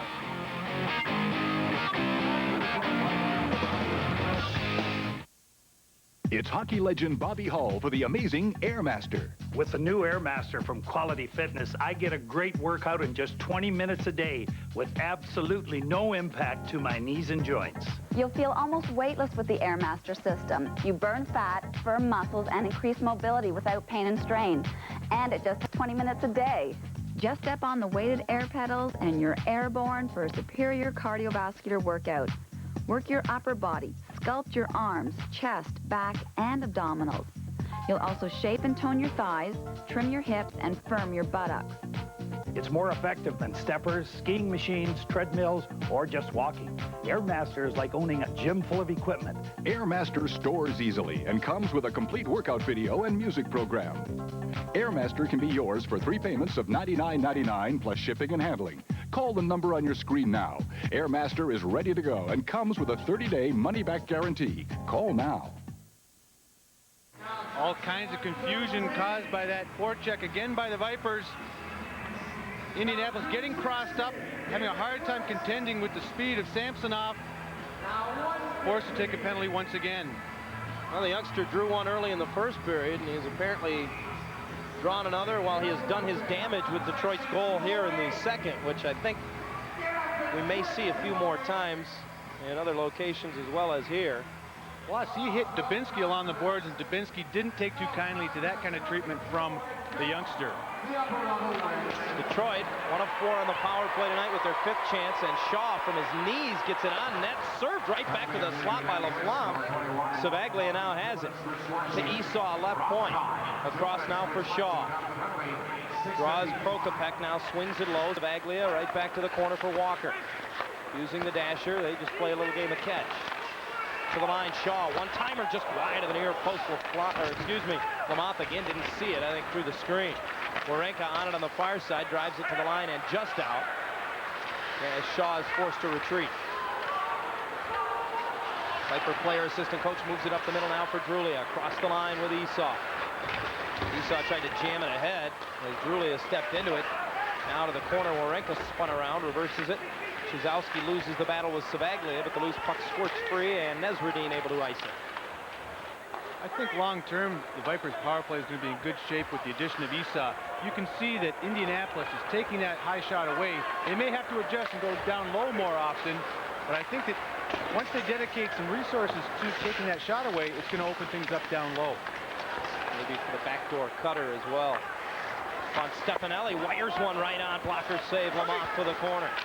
Herbers tries to fire it down low, knocked away from Tardif, but Simon has it in front for Herbers, and a big save by Lamont right on the doorstep. Puck steered center ice, one-on-one. Chizowski trying to come back short-handed, and out comes Reese to play it away as he was tangled up with Von Stefanelli.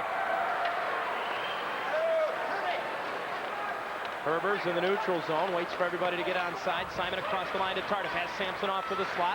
Now dangles down low, had it roll off his stick. He wanted to cut in front, lost his balance. Tardif takes the hit, got it to the line though for Herbers. Now to Samson off on the half wall, lost it to Snell. And Huska gets it to center for Chizowski once again. The penalty is over to Kahn, who joins the play as Chizowski sends it in on net. And Herbers comes back to get it. Chizowski all tangled up with Von Stefanelli, who's slow to get up, and Phil, I think, is hurting. Back come the ice. Dubinsky with a drive that went off the crossbar and over top of the net. Von Stefanelli makes his way back to the Detroit bench. Presley, as Detroit's in transition, gets it as far as the blue line, chopped away from him. Shaw coming back on defense, working on Kip Miller, spins him around, and he didn't get a shot away. Has him alone in front, Kahn banned on it. Got it back, hit the post, it bounces through the slot. Still not out. Finally, Kessler gets the handle to center ice. Across the line, poked off his stick. Presley trailing the play, sends it in, and that'll be ruled an intentional offside. And the face-off all the way back in the Indianapolis zone. When we come back, someone please explain that rule to me. I like to start my morning with one special thing. A nice cup of coffee. She's been coming in here for years, ever since I came here to work. Good morning. And she always orders the same thing, a large coffee, double cream. Well, it's quite a walk from where she lives, you know, mostly uphill. Well, every time I go, I usually see some of my friends. It's always great to say hi. Haven't seen you for a while. I'd say Lillian's one of the family. In this life, some things are worth the effort. A cough or sore throat? Aren't you glad you have friends? Like Fisherman's Friend medicated lozenges. They even make nasal passages feel clearer. So try Fisherman's Friend medicated lozenges with over 100 years of effectiveness. Psoriasis, seborrheic dermatitis, dandruff. Symptom, persistent, itchy, flaky scalp. Solution, Neutrogena T-Gel. It works. Neutrogena T-Gel Shampoo. He's still woozy from the hit. We talked about it down low, Simon, with a nice feed. Indianapolis taking away the point shot, so you might as well try it down low. Then things got a little bit hectic at the other end. Mills didn't realize he was so alone. He spins and whiffs. Reese also whiffed. He dove 3 feet, but the puck was 4 feet away from him. Hit the post on his second opportunity there. 10 minutes to go, second period. We are midway through the hockey game. Detroit 3, Indianapolis 1. Sylvan Stefanelli during that last timeout was tended to on the Detroit bench, I think more from a verbal manner by Viper athletic trainer Dave Boyer than anything. I don't think he really put any medical treatment on him. You could see the look in Phil's eyes was one that may not see him for a shift or two. He was woozy going to the bench. If that's all it is, if he's able to gain his faculties, that's good news for the Vipers. Yeah, he looked like Tyson going to the corner after the 10th against Holyfield. He made it about halfway and then completely lost his skating ability and went down hard in the neutral zone. Lucky he didn't hit his head. Steve Walker waiting for everyone to get on side for Detroit so they don't have to make that call that I can't figure out. And dumps it into the Indianapolis zone. You're not the only one in hockey, and you're not the only one in this booth that can't figure it out. Settling in a little bit in the neutral zone after some wide open play here in the early portions of this period. Detroit 3, Indianapolis 1. Laflamme up the boards. Has Klimovich trailing him across the line with Chizowski. He's got a big shot. There it is. Reese makes the save and sweeps the rebound out of harm's way. A penalty coming up to Jeff Parrott as he was back checking. He's going to go off for hooking. And Indy on the power play when we come back.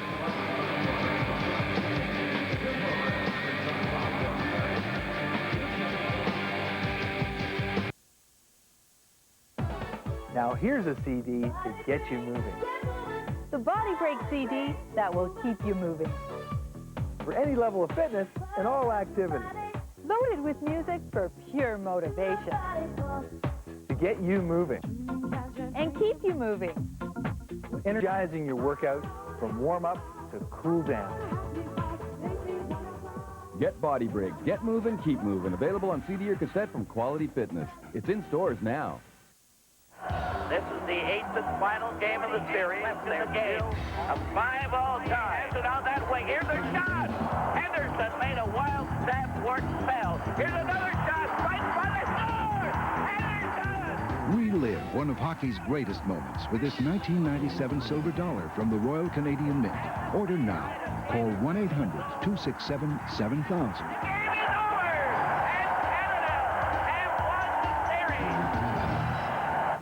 Parrott forced to take a penalty. Reese, unable to handle cleanly the long shot by Chizowski, lets the rebound out. That forces Parrott to have to take the man down.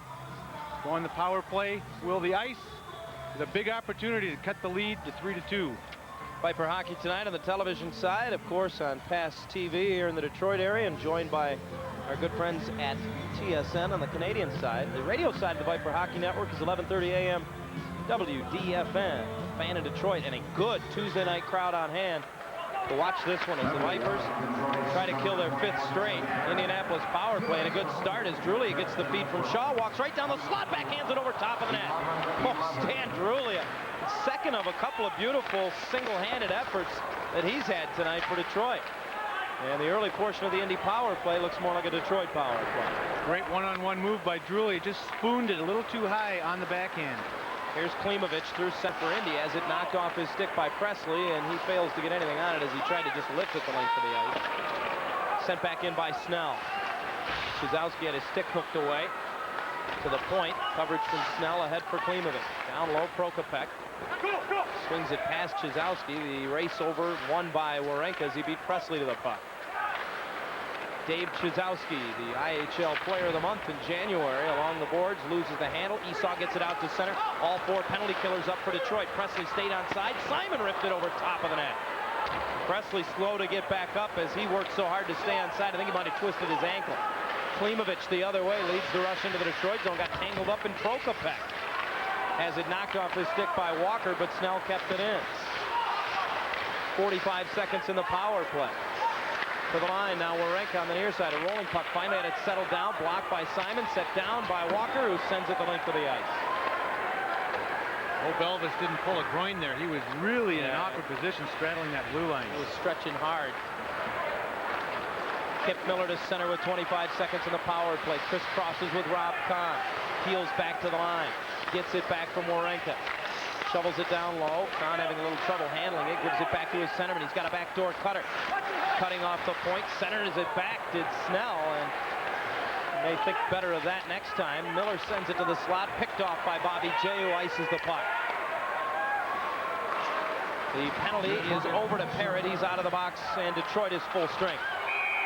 And Indianapolis is offside as they sweep it back inside the Detroit blue line, and Snell comes over and gives Parrott a little pop with the elbow after the play.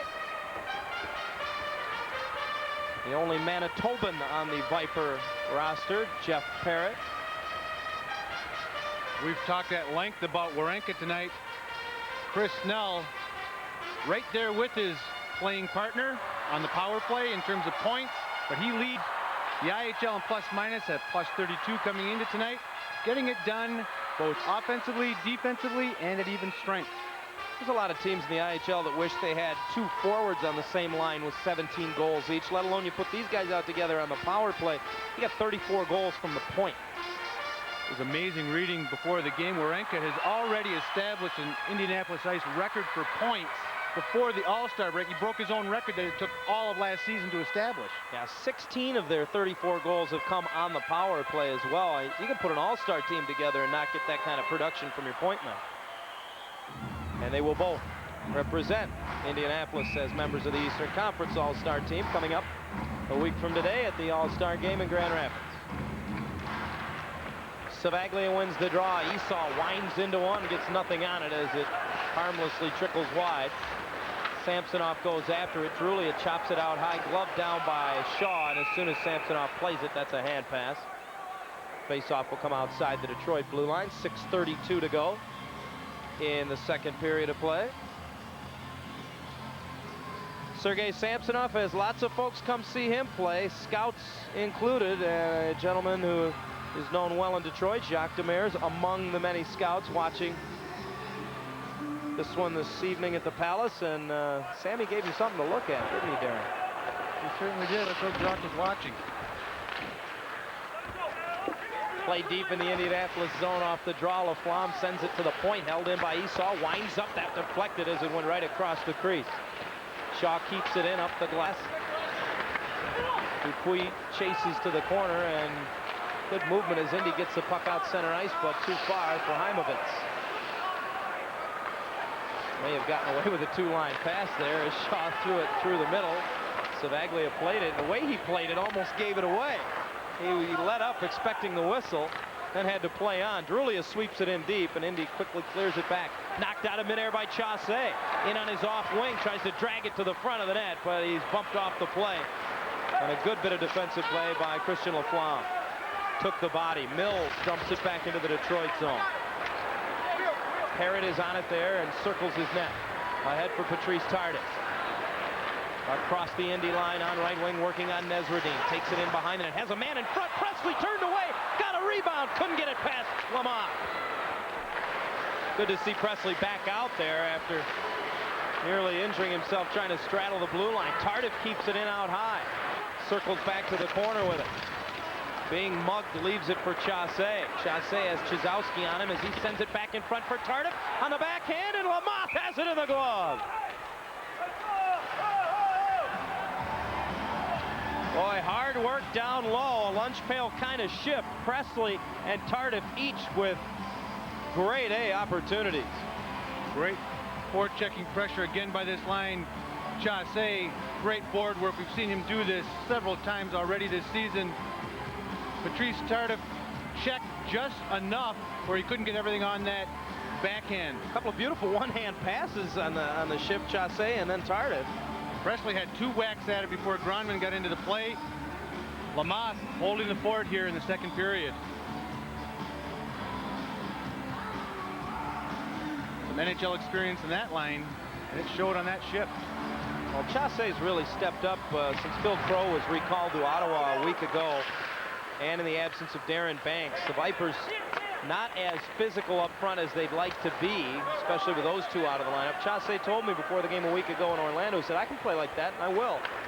No sooner did he say it than did he find himself in the middle of everything that happened in that hockey game, and you can see there's a lot more to physical play than just getting involved in scrums, as he was strong along the boards that time. Walker finds a man alone in front, Savaglia, and he's robbed by Lamont. Oh, Pete needs a rabbit's foot or something. Detroit by a pair with 4.5 to go.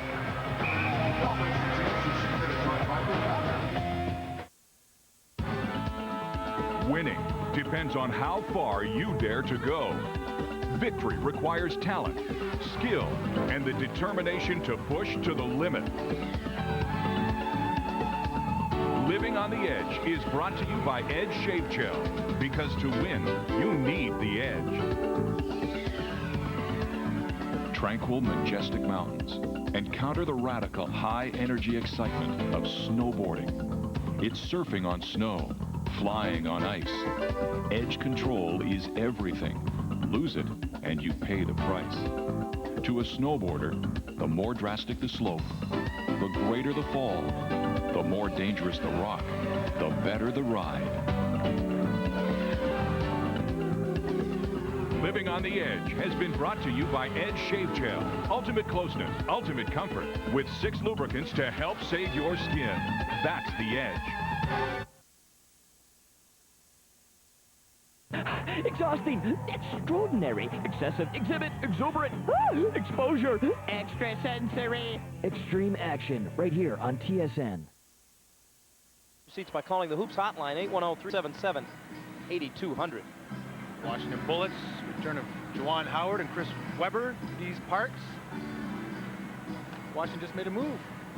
The coaching changed, didn't they? Bernie Bickerstaff over to try to get that underachieving team going. He's taken over a few teams in his day, hasn't he, mid-season? Vipers with a lot of pressure, and all they've done is trade goals with Indy this period, and they've got the statistical advantage as well. But they do have the 3-1 lead, down to 4:10 to go. And you may or may not recall in the first period, the final 4 minutes of the period was all Detroit, and they did all their scoring in that span as well. At center ice, Kessa shovels it ahead out of the reach of Simon. They wave the icing.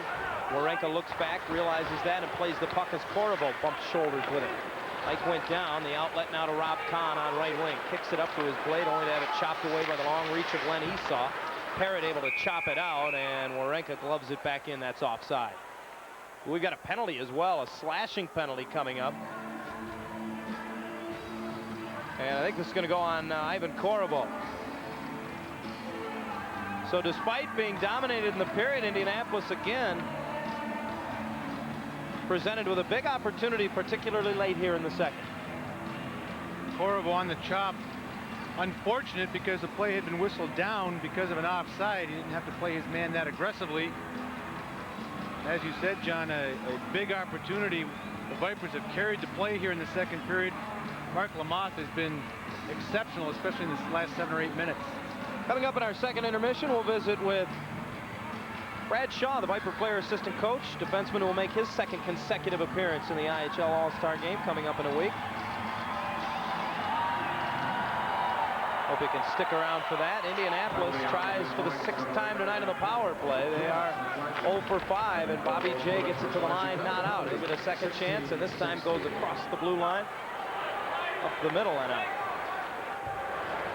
Warenka back to get it. Tardif with the token forecheck, watches him from the other side of the net.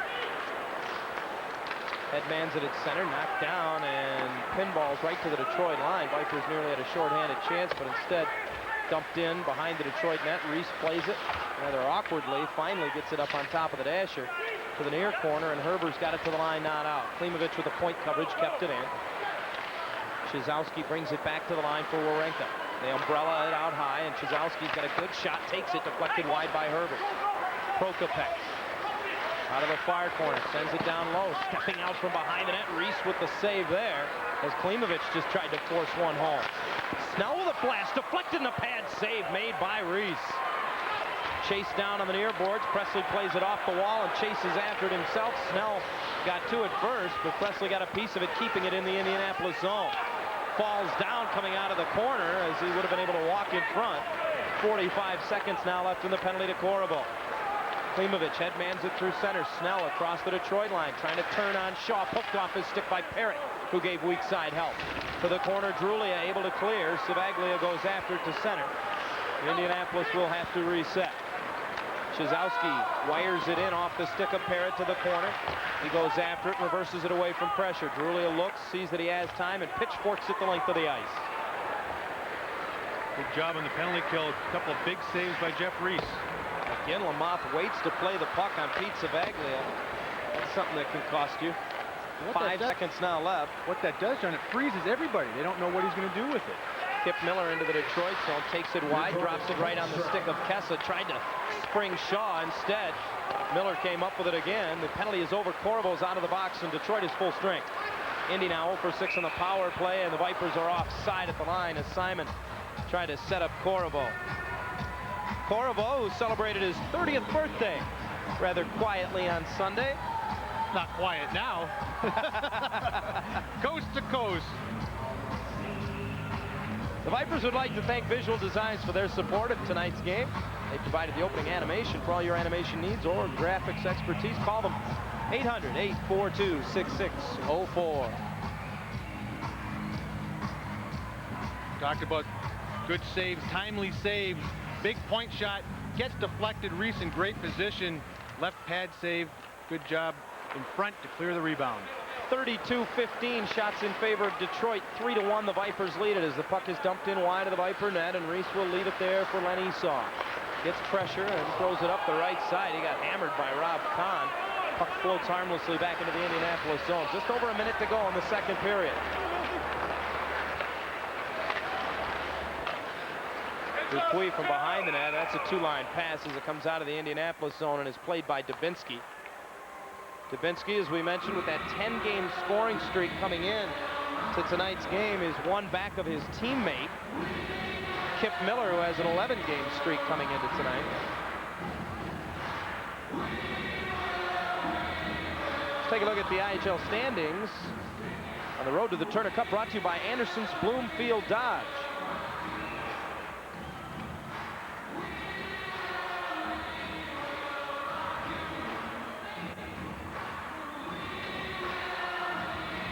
Maybe later. Maybe now.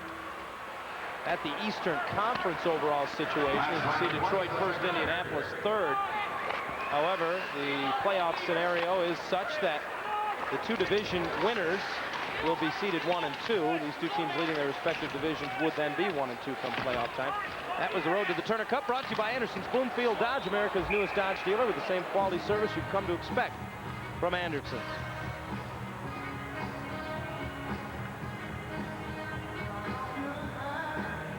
And now a bit longer of a gander at it. You can see Detroit and Orlando not only pulling away from the rest of their division, but Darren, pulling away from the rest of the conference. Oh, they've been having a slugfest all season long. Indianapolis actually has crept up in the conference. There was a time when the Northeast Division was ranked 1 through 5, but Indianapolis playing very well as of late, as we've mentioned. Yeah, and in the process, more importantly for the Ice, they pulled away from Cleveland, now a 6-point lead. Although that is certainly not safe with 25, 26 or so games to go in a season. But it is more of a margin than they've held in quite some time atop the Central Division. Final 25 seconds of the period as Drulia intercepts a pass at center. Sends it to the corner. Walker lost an edge as he tried to hit the brakes. Savaglia trying to dig it out from under as Walker gets back up, jammed up the boards. Herber stepped up and kept it in. Around to the far side, Laflamme will get on it. Inside 10 to go in the period. He failed to clear. Drulia gets it to Savaglia. Now 3 seconds in the period. Pete just trying to throw it on net. Sent it wide. It comes around to Herbers, and the horn will sound. The second period is complete. A bit of a victory for Indianapolis after getting down early in that period, 3-0, and they can thank Mark Lamothe for the fact that they're only down 2 after 2 because Detroit dominated that period. We'll be joined by Brad Shaw coming up here in our second intermission. But, Darren, I know you like to talk about goaltending. We've seen some good goaltending tonight, and Mark Lamothe, the only reason I would say right now Indianapolis feels they can get back in the hockey game when looking at the scoreboard. Detroit has done exactly what they had to do. Cycle the puck down low, make those defensemen on the Indianapolis side play them, keep the puck going to the front of the net, and Lamothe has been the difference. Bob Ferguson's Indianapolis Ice Club has been one of the best in the league this season, and coming back and winning when trailing after 2. They'll have to do it tonight. They trail Detroit 3-1 with 20 minutes to go at the Palace.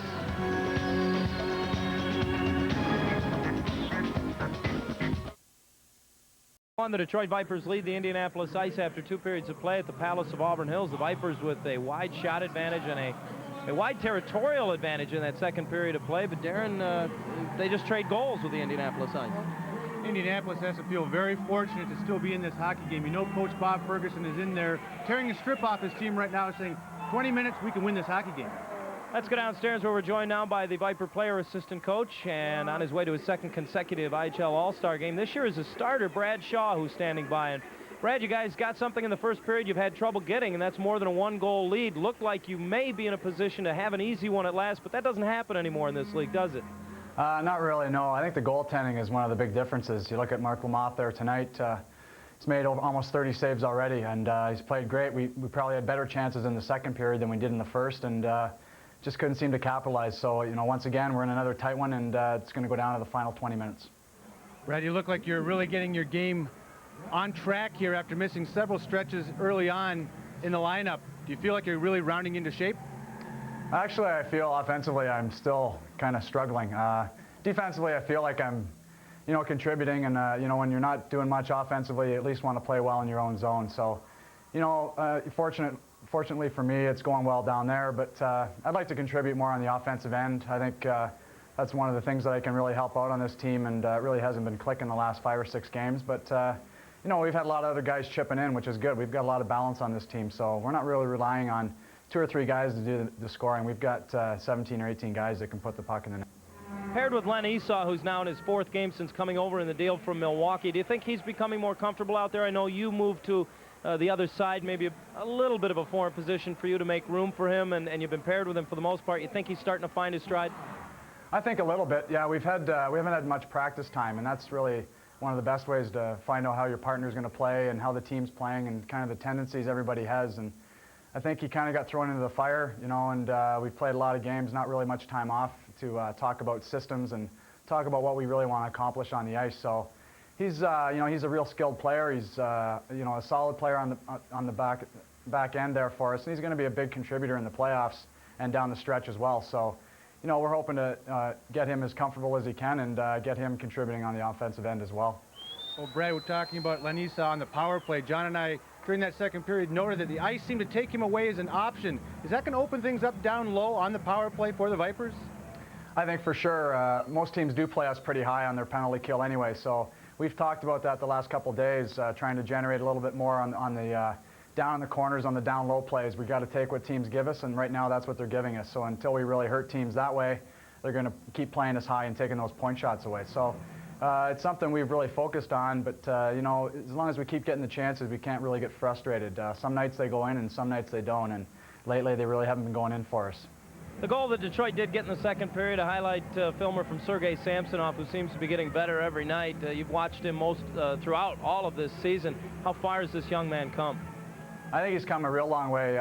He's had the skill right from day one to play great offensively, and we saw that. I played against him in training camp for the first week, and he made me dizzy. So he's definitely got a lot of moves offensively. It's I think where he's learned the most is playing the physical game and playing a defensive role and playing situations, knowing where you are on the ice, knowing who your man is, knowing what the time is left on the clock, knowing what the situation in the game is. And he's really seemed to mature on the ice and off the ice. And he's a great young man, and you know, we think he's going to do great things in the NHL, but we're hoping he can help us as much as he can this year first. Brad, congratulations on being voted as a starter to the All-Star game next week. Talk about dizzying offensive players. Is it fun as a defenseman to go there and have to face all that offensive talent? It gets frustrating, you know. There's a lot of great plays made, but it's more of a fun event anyway. It's sort of a showcase for the league, and you go in there pretty relaxed. So I think it could be a fairly wide open game, but there was a lot of great talent there last year in Houston, and it only ended up being a 7-4 or 7-3 game. I'm not quite sure, but like you said, there is a lot of talent, and I think that speaks well for the league. The league's getting better by leaps and bounds every year, and you know, it's a real showcase for it, like I said. Well, Brad, you mentioned relaxing. We'll let you get back to the room and do as much of that as you can before the third period of play. We thank you for joining us here in our second intermission. And once again, congratulations for being voted in as a starter to the IHL Eastern Conference All-Star Game, which will take place a week from today in Grand Rapids. Thank you, John and Darren. Brad Shaw, the Viper player, assistant coach, and defenseman, joining us here in our second intermission. Detroit 3, Indianapolis 1.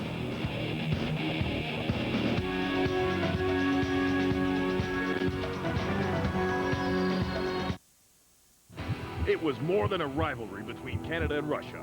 It became the single greatest sporting event in Canadian history. It was the shot heard round the world. This is the 1972 Canada Cup, the first time the All-Stars of the NHL united against the most feared hockey team in the world. And now, for the first time ever on home video, you can own a piece of hockey history. Summit on Ice captures every great moment from every game with more than 90 minutes of exclusive action footage, interviews with all the key players and personalities, and the haunting play-by-play call of Foster Hewitt, all digitally remastered. This was the series. This was the game. And where were you when Henderson scored the goal? Summit on Ice is a must-have for sports fans of all ages. Now it's yours to own and enjoy for years to come. Have your major credit card ready and call now for delivery of this true hockey classic. This video is not available in any stores, so order now. This is reality. 64% of Canadians are worried they won't save enough to retire comfortably. Do you know where you stand? This is a reality check. Find out how much you'll need for a secure, comfortable retirement. Call now to receive your Scotia RRSP reality check, an 8-page personalized financial report and action plan. It'll provide the facts you need to help make your retirement goals become reality.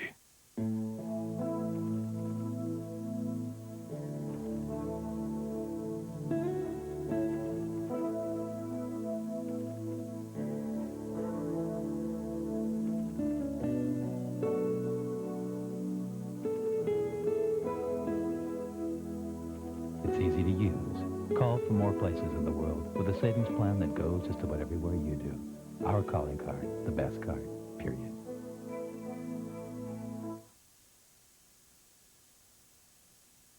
Detroit Vipers 3 and the Indianapolis Ice 1 after 2 periods of play at the Palace of Auburn Hills. John Ollers alongside my color analyst, former Canadian Olympian and former NHL netminder Darren Elliott. And let's take a look around the rest of the International Hockey League and a little thing we like to call IHL News and Notes. And first, let's give kudos to this week's Player of the Week winners. Kansas City's Dean Sylvester is this week's IHL Player of the Week. He had a pretty nice week in 4 games. Especially when you consider 7 goals, that gives him 16 on the year. He's been a good contributor, but that is production that you don't usually get out of Dean Sylvester. Great week. Had a +5 week and a hat trick in 2 two-goal games. Goaltender of the week this week in the IHL is Stefan Beauregard of the Quebec Rafale. A perfect week for Stefan. Included in there a 4-0 shutout over Chicago at home. He has been the workhorse, as we said. Quebec is winning, large part due to Stefan Beauregard's fine play. Well, he may not be in the hair club for men, but the Player of the Week is Dave Chizowski. Maybe he's got another firecracker so you and I can do our hair like that. He had a great month, I should say. The Player of the Month from the Indianapolis Ice, Dave Chizowski. Scored in every single game in January. He had a great streak going into the month of February. Finally stopped, but no surprise there. And the goaltender of the month in the IHL, Tom Draper, who has really just taken this Long Beach team on his back and carried them. A perfect month for him. Sub-2 goals against average on the year, due in large part to his fine play in January. And what's with the hair club for men crack? In all 7 of the games that Draper played in the month of January, he allowed 3 goals or less. Our next IHL note for you, big changes in Orlando and not necessarily constituted by the Solar Bear front office, as they have lost high-scoring, in fact, the leading scoring rookie in the IHL, Sean Carter. It's good for Sean. He's signed by the Toronto Maple Leafs and then sent to St. John's of the American League. They will get a player they expect back for that, and also they loaned Joe Frederick to Phoenix. Well, they had to replace a lot of goal power when Craig Fisher left their team at the end of this season when the Islanders signed him. Carter was a surprise, made the team in training camp, and look at how far he's come in half a season. Yeah, word has it that Kelly Fairchild will make his way from the Toronto system in St. John's and replace Carter in Orlando. The IHL got a boost last week when the Hockey News did its yearly ranking of the minor league logos. 6 of the top 10 ranked by the Hockey News coming from the IHL, including the #1 logo, the Phoenix Roadrunners, and Detroit checking in 9th. The old Woody Woodpecker insignia takes on another form with the Roadrunners. There are some sweet unis all around hockey, no more apparent than in the IHL. Yeah, 2 years ago, the then Minnesota Moose won that honor. They have dropped down to 3rd. Since then, 11 of the top 18 logos in all of minor league hockey were ranked by the Hockey News to be from the International Hockey League. And a big note from down in the Queen City in Cincinnati, where the Cyclones ownership group, headed by majority owner and general manager Doug Kirchhofer, today at a press conference at 3 o'clock, announced that they have purchased the Riverfront Coliseum in Cincinnati, and the Cyclones will call that place home beginning next year. We talk about the economics of the league and the standing of the league. When somebody makes that kind of commitment, you know things are going well. What a great, great thing for the league to have happen. Yeah, they purchased the building for a price tag of $21 million. $15 million of that, though, will go towards renovations for the 17,000-plus seat arena. The IHL just gets another great barn as Cincinnati will move next year to the Riverfront Coliseum. Well, the Cyclones have been so successful over the last few years. They need a bigger barn, and that speaks volumes for what's going on in the IHL. That's our IHL News and Notes segment. We're through 2 at the Palace of Auburn Hills. It's the Vipers 3 and the Indianapolis Ice 1.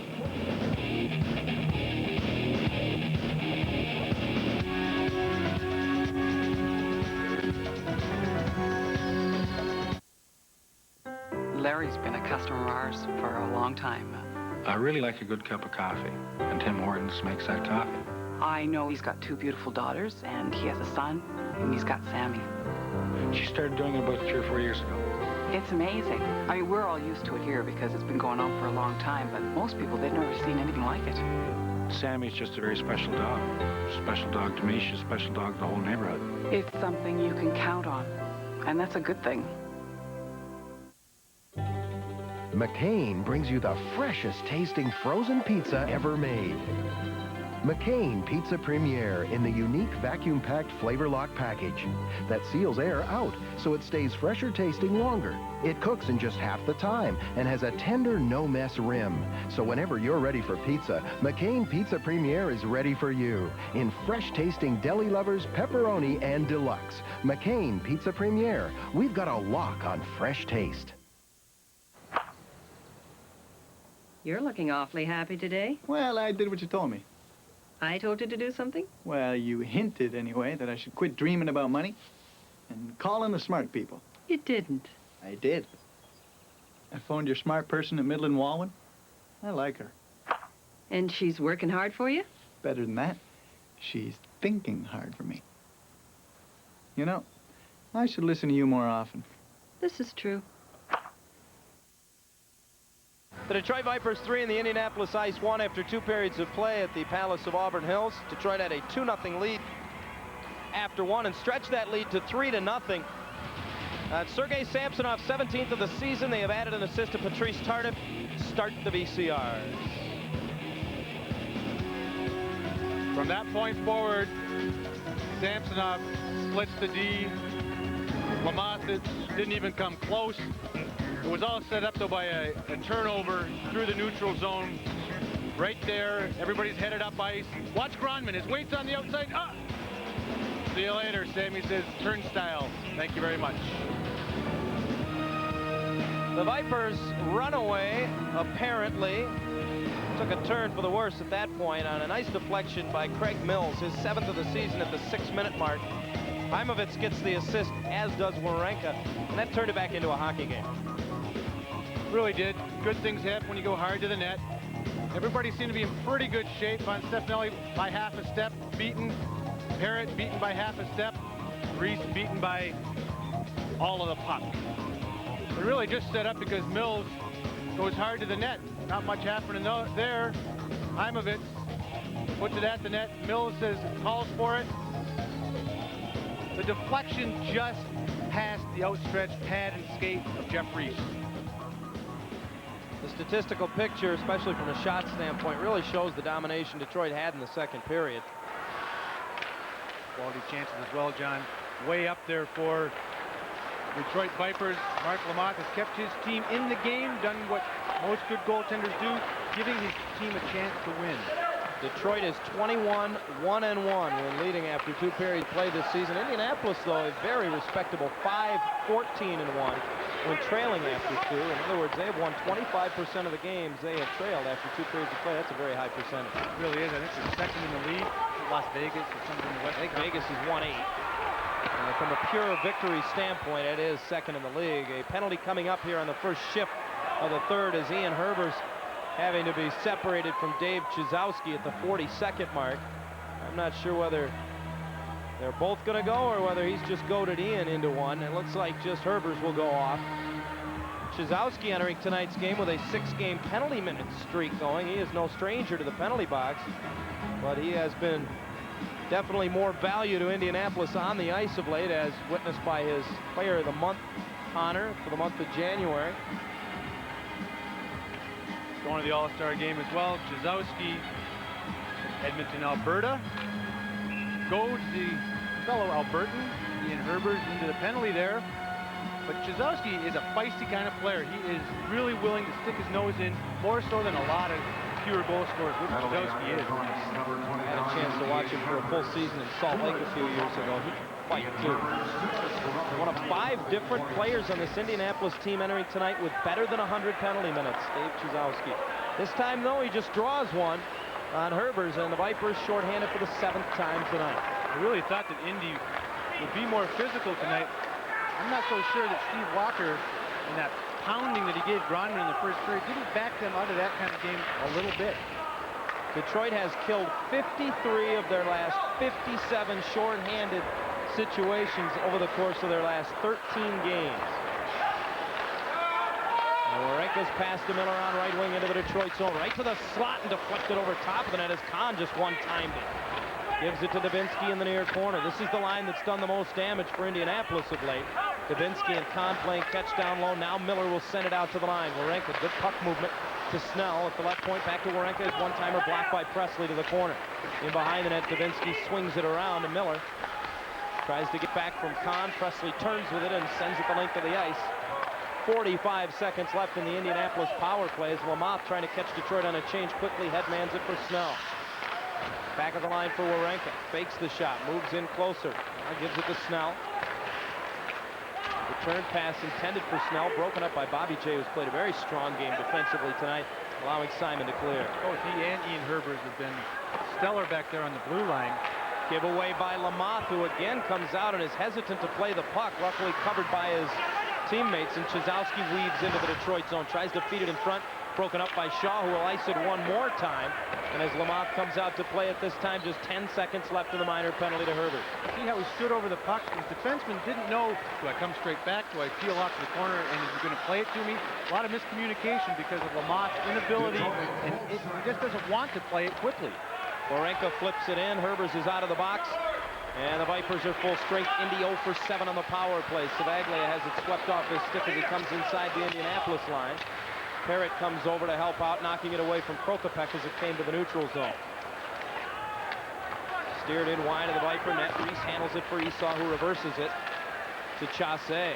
His clearing pass bounces right to the slot, and the Ice keep it in.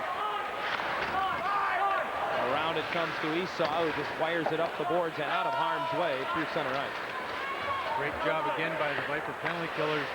You don't want to give this power play of the ice too many chances. They're playing with fire just a little bit. Pass misses. Chizowski in the neutral zone. Comes in on goal. Reese will scoop it up and hold on. 16.5 to go in the game in Detroit. The Vipers 3 and the Ice 1.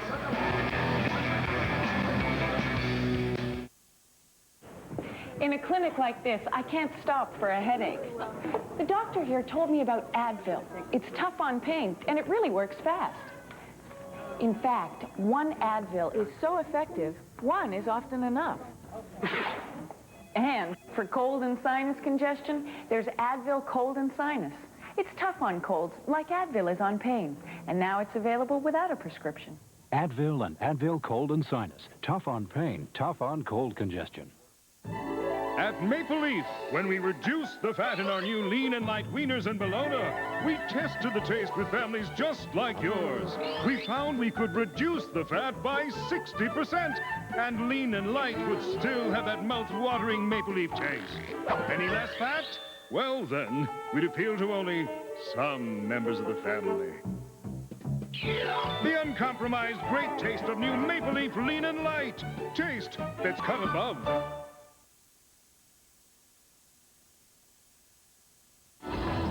Before the puck is dropped. Saturday nights are spent here. SO NHL Saturday night. This weekend, TSN. It's off in the Detroit zone, but up to Jeff Reese. Bobby J along the back wall takes the hit hard as he swings it around, and this will come out of the zone. Corvo shovels it ahead. Simon going in after it. Played away from him, and now Detroit must touch up. Jay gets it from Corvo, swings it through traffic, threading the needle. Simon and Corvo hard in after it. Laflamme got one hand on his stick and the puck and plays it ahead away from the ice to center. Wired over top of the Detroit net, bounces near side. And a quick whistle from referee Tom Kowal, mainly because he was in the middle of the fray for the puck as Mills, Kessa, Huska, amongst others, were all over him. And Tom Kowal is not a large man, and he knew he had one defense. That was the whistle. Self-preservation, all those big bodies converging upon him. One of those big bodies, Dan Kessa. Kessa among 3 different Vipers, including Todd Simon and Stan Drulia, coming into tonight, who shared the team lead in power play goals with 6, but Drulia has unknotted that tie with his 7th of the season with the extra man. Here's Stan to center for Detroit. Sweeps it in, weird bounce off the stanchion, came right through the crease. Lamont half-heartedly throwing his stick at it, did not get a piece of it. Drulia nearly knocked down a clearing attempt, but away comes Dubinsky. Rink wide for Miller, the pass was behind him. Shaw will get on it, tries to turn away from pressure in the corner, but lost the handle. Now just sends it around. Drulia after it, trying to jam it past Nesradine, but he got his big body in the way. Esau reverses it back for Shaw. Quick puck movement for the Vipers. Will get it out as Savaglia pitches it to center. Drulia spinning Nesradine around, nearly freed up the puck for Walker. Now Savaglia comes up with it across the line with Walker. Pete walks in and just tried to chop it on net. Warenka just able to get back at the last second to get a piece of it. Nesradine through center will tee one up wide of the Detroit net. Tardif gets the carom off the backboard as Indianapolis finishes a change. Just over 5 minutes into it. Chasse at center. Flips it deep into the Indy zone. We're in the third. 3-1 Detroit. Klimovich dangerously in front of his own net. Has his pocket picked by Chasse. He just sends it down in below the goal line. Samsonov went after it. Parrott and Chizowski tie one another up high in the zone. Now Chasse gets it from Samsonov. Tees one up. Kick save Lamont right back to the slot. They're pulled away. And now a hand pass ruled on Detroit as they clear the zone. Check the out-of-town scoreboard. Game which might be of interest to Steve Ludzik amongst the 3 other games in the IHL tonight, and that one is in the third in Grand Rapids, where the Griffins doing their best to do a big favor for their home state rivals, the Vipers. A 4-1 lead over Orlando. Quebec on top of Manitoba in the third, the Rafale 4 and the Moose 2. A little bit later tonight in Las Vegas out at the Thomas and Mack, the Thunder will play host to the Long Beach Ice Dogs. Northeast Division, so tough. Grand Rapids taking on Orlando. And I'm not so sure that those moves that we talked about in the second period aren't going to hurt Orlando. Carter was so hot, playing so well, and I've always liked Joe Frederick. I don't think there's any question that the losing of Sean Carter hurts Orlando, but I think the Frederick move, many question as to whether or not that may not be a move to facilitate another move. In other words, loaning it to Phoenix may open up some room under the IHL salary cap. Detroit called for icing.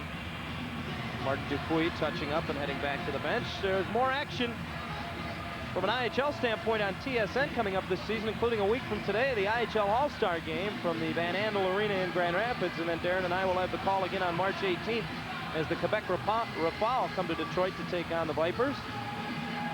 3 other games in the month of March, including the Grand Rapids Griffins and Detroit Vipers to wind up the month. And for all the congratulations I've been handing out to the All-Star Game, congratulations to you for the 2nd year calling the IHL All-Star Game. Thank you very much. My pleasure to be joined by Mike Greenlay coming up next Tuesday on that game. Here's a blast from Shaw. The save made by Lamont. He didn't know where the rebound was. It lay right in front of him. Again, his defense comes over to the rescue. Bobby J back at the Detroit line, trying to bank it through center. Gronman picks that off and fires it back in a offside call on Indianapolis. 13:45 to go in a hockey game in which Detroit has a 35-15 advantage. But yet, if you're the Vipers, you worry about Bob Ferguson's club maybe lulling their way back into this one. Oh, with just under 14 minutes to go, the next goal becomes huge. 4-1 pretty much puts it away. 3-2, it's anybody's game. Last year, these two teams played a game in this building in which Detroit outshot Indianapolis 39-9 and lost 3-1. Those hurt. That's, as a goaltender, you just go home and don't sleep very much. Gronman back out, I think for the first time since the first period after Steve Walker cut him over the left eye. Did play in the second, yeah, excuse me. He was getting called out by Stan Drulia, actually, in the second period. I stand corrected. Watching them right now, they came together on the board. Lamont finally chooses to cover a puck when it looks like he's going to cover a puck, as Druley was the first man in on the doorstep after the soft dump in.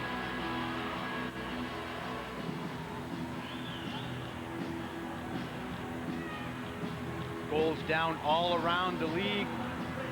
3 of the top 5 goaltenders in the barn here tonight. Jimmy Waite, no slouch himself on the bench. It's 2.7 goals against average. Took a closer look at Rich Perrant in our first intermission. At second, Jimmy Waite's at 12th, and he's well below 3 goals per game. Esau just trying to force his way to the front of the net off of the faceoff. Checked off the play, and now away comes Dubinsky at center for Indianapolis. Caught from behind, just tried to pitch it towards the net. That was blocked by Drulia. Keeps it alive for Miller. Leaves it in the corner. Just reversing it around, but paying the price from Esau was Rob Kahn. Now Miller throws it back in front and poked away by Reese, who helped himself out. Warenko was cutting off the right point. Drulia gets the puck out of harm's way as he gets hit hard by Dubinsky right in front of the Detroit bench. Detroit will get changes as long as players and sticks and equipment are ending up in that bench. Indianapolis gets it back into the Detroit zone. Dubinsky with a long drive, blockered away by Reese.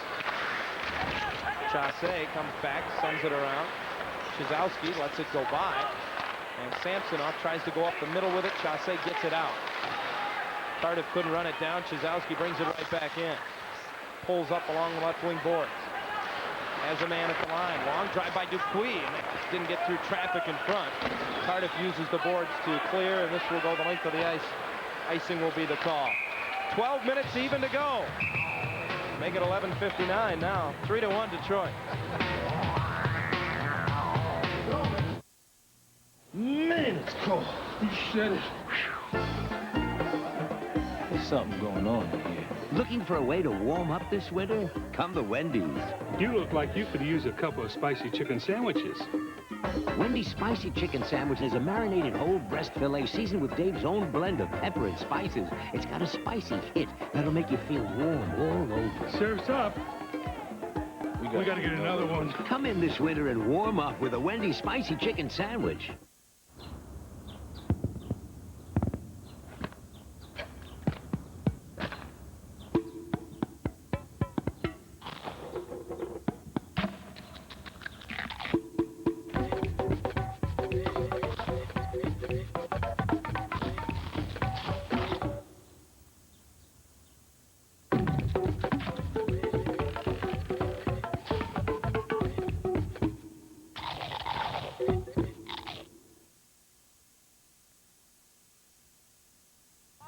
You know, when the music starts and I hear those words, I realize I'm hooked both mind and body. 3 more, 2 more, 1 more. Want more fitness on TSN. Location or the Palace box office. It'll also be the next Viper action here on Pass TV in the greater Michigan area. Vipers break out 3-on-2 as Shaw leads the rush as Kessel with it. Onside, Corvo heads to the net to the slot. Kessel to Corvo off his stick. It trickles just wide. Boy, they move it nicely. Chizowski's cross-ice pass picked off by Shaw, who flips it back in. Kessel goes in hard after Dupuis, bumps him, loose puck that he jams to Simon. Tried to sweep it in front for Corvo, but it was deflected near corner. He rams into Chizowski in the corner. Simon over to dig it out. He's turned, but from his knees keeps it alive. Corvo with it in his boots, tried to get it to the point. Chizowski picked that off, and away come the ice the other way. Klimovich jumps to the hole across the Detroit line, taken down by Esau. Penalty coming up to Detroit, as Len Esau will get the gate for holding. And Indianapolis continues to be presented with opportunities as this third period goes along. The 8th Indianapolis power play forthcoming. Playing with fire. Klimovich, who's just been a Viper killer over the last couple of years, gets a half a stride on Esau. Esau does the old collar move, throws into the ice. Earlier on a 3-on-2 to perfection. Beautiful little feed by Kessa. Corvo just couldn't spin to his forehand, lost control of the puck. Not so sure he wasn't trying to just touch it in on the near side, but he hit his own skate. The whole thing began when Corvo went in hard on Chizowski before the ice were able to break out and draw the penalty, however. Took his frustration out on Chizowski after that great opportunity at the top of the crease. But now the Vipers face with a very important penalty kill. And they win the draw. Bobby J wires it around past Snell at the point, the length of the ice. Indianapolis 0 for 7 on the night. And Snell gets tangled up in his own teammate who lost his stick. That was Rob Kahn. Dubinsky gets it across the line to Kahn, though, and he's onside. Sealed off by Herbers. Bobby J comes over to rim it around the boards, not out. Savaglia battling Dubinsky, who sends it down low. Herbers sweeps it along. Another penalty coming up as the players go down in a heap, and I'm not sure who this one is on. I think it's on Indianapolis. It will be on Rob Kahn for interference. The Indianapolis captain, who has been member of Calder Cup championship teams the last 2 years with the Albany River Rats and then the Rochester Americans in the American League, will have a seat. Kahn, a good hard player. Calgary, Alberta native, as you said, been on championship teams. Returns to Indy this season. That's, wow. That was a blind side hit. Wow, he's lucky he only got 2 minutes for that, the way they call those nowadays. Kind of a silly penalty when you're on the power play, but as we said, a tough competitor went in hard against another tough competitor. Bobby J has been outstanding here this evening. So 4-on-4, we haven't seen this since the first period.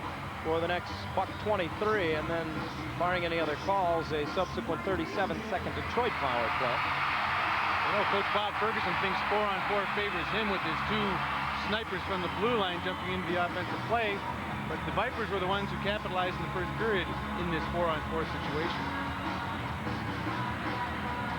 10:31 to go in the hockey game. Detroit 3, Indianapolis 1. Simon able to get the draw back to Shaw, who wants to start from behind his own net. Miller will chase him around the cage. Really forces him to reverse it to Parrott. He has Dubinsky on him, and around it will come now to Simon off the stick of Shaw. Pulls up, puts it through Miller's legs, and right on the tape for Shaw. Into the Indianapolis zone, pulls up high. Brings it to the right point, flips it towards the net, deflected right on by Simon through the legs. Presley circles behind the net with a rebound. Goes high, keeps turning to his right, now knocked off his stick, turns back to the backhand. From his knees to the point, Parrott gets it back to Presley. Trying to pull it to the forehand, couldn't pull the trigger. And Dubinsky outlets rink wide for Miller, off his skate. For Wawrinka, offside are the ice.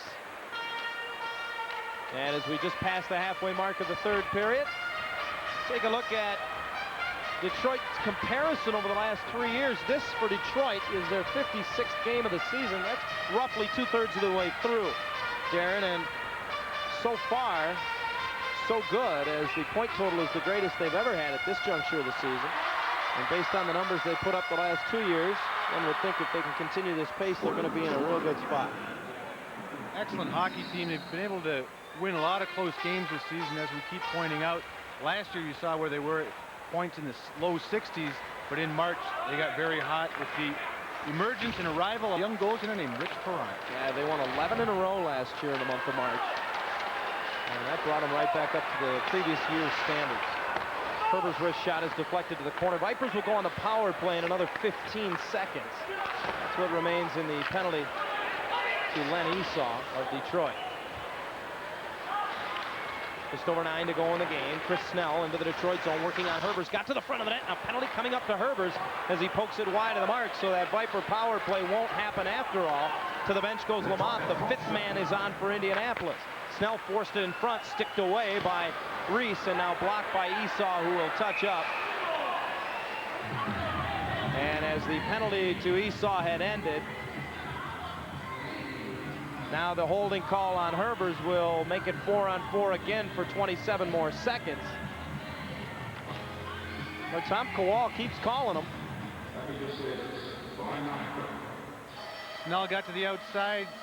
Herbie had to reach in. Did give a little tug on the arm. When you're as big as Ian Herbers, a little tug can have big effects on the smaller man. So the Ice continue to be presented with opportunities. 8:58 to go in the game.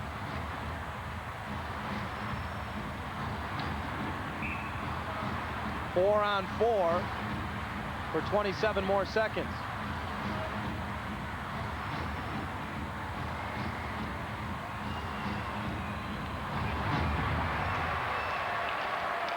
Off the draw in the neutral zone. Tardif able to control, and Shaw gets it to Len Esau. It'll be another shortened, I guess I should say, Indianapolis power play. Not necessarily short, but it will be their 9th in 10 more seconds. That's when Rob Kahn will rejoin the play.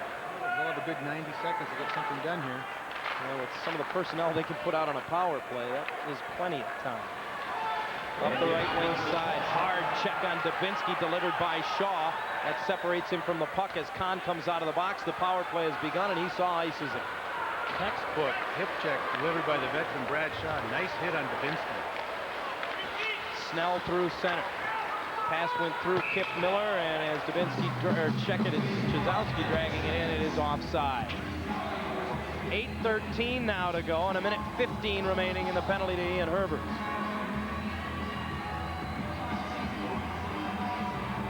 Coming up on February 19th here at the Palace, the Pistons will play host to the Washington Bullets, and the first 4,000 fans ages 16 and under will receive a Joe Dumars road jersey, compliments of Meyer and Hershey. One of the 2 Piston All-Stars last Sunday at Cleveland, Joe Dumars. Presley with it in the Detroit zone, just lifts it out of harm's way, and that'll end up going the length of the ice with 8 minutes now to go in the game, and 1 minute and some change in the Indianapolis power play. Lorenka leaves it for Kip Miller. Early has it knocked away by Simon, now does have it knocked away by Simon, skates to an opening, and calmly rags it back for Parrott at the line, and he steers it the length of the sheet. Lamont forced to play it again. Snell plays it back to Warenka. Warenka, the only member of this team who's appeared in all 56 of their games. Got it ahead to Prokopek, who fires it deep into the Detroit zone. Bobby J put the hit on Dubinsky. Puck up the boards to Presley, and he'll ice it once again. Down to 25 seconds now in the penalty to Ian Herbers. Warenka's pass broken up at center by Drulia. Had Savaglia with him at the line, but the pass just too far for him. He'll come in and give Warenka some trouble on the forecheck. Now bothers Snell. Precious power play time ticking away on the Indianapolis Ice, who have struggled against Detroit on the power play not only tonight but all season. Prokopek brings it up the boards. The penalty is over to Herbers. Both teams are full strength. He ties up his man at the blue line, and it's poked out center ice by Savaglia. He has Shaw with him, 2-on-1. Savaglia shot it wide. Rebound came bouncing back out high and ended up swatted into the crowd. Detroit has a 2-goal lead with 6:45 to go. Introducing a new fast way to earn Air Miles travel miles. The new American Express Air Miles credit card. The no annual fee credit card that can earn you air travel and lets you carry a balance. You'll get travel miles virtually every time you use it. And you can earn travel miles 2 ways when you use it at participating Air Miles sponsors. Plus, as an American Express card member, you'll get worldwide service that goes the extra mile. American Express, how may I help you? Call 1-888-656-AMEX for this new American Express credit card. Hey, Annie. Hi. Love the hat. I need it. My hair's a disaster. Look at my dandruff. That's easy to take care of with the right shampoo. Here. With ordinary shampoo, flakes can come back, but Head & Shoulders helps eliminate dandruff and stop flakes before they even start, so you may never see flakes again. And your hair. My hair looks great. Thanks. Don't forget your hat. Who needs it? Head & Shoulders, because great hair can't have flakes. Exhausting, extraordinary, excessive, exhibit, exuberant, exposure, extrasensory, extreme action, right here on TSN.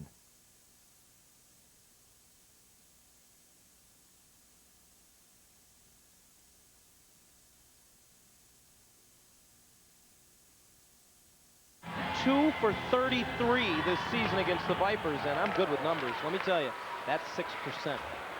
Well, it's also the difference between winning and losing in this series. I thought you'd just be amazed by my math more than anything. Well, I saw you with the abacus at the break. Vipers last year struggled mightily against Indianapolis on the power play. They have turned the tables this year against the ice. Samsonov through center. Got it across the line. Chasse, who has silently played a very strong game tonight, really got to it. Won't show up on your score sheet, at least as yet.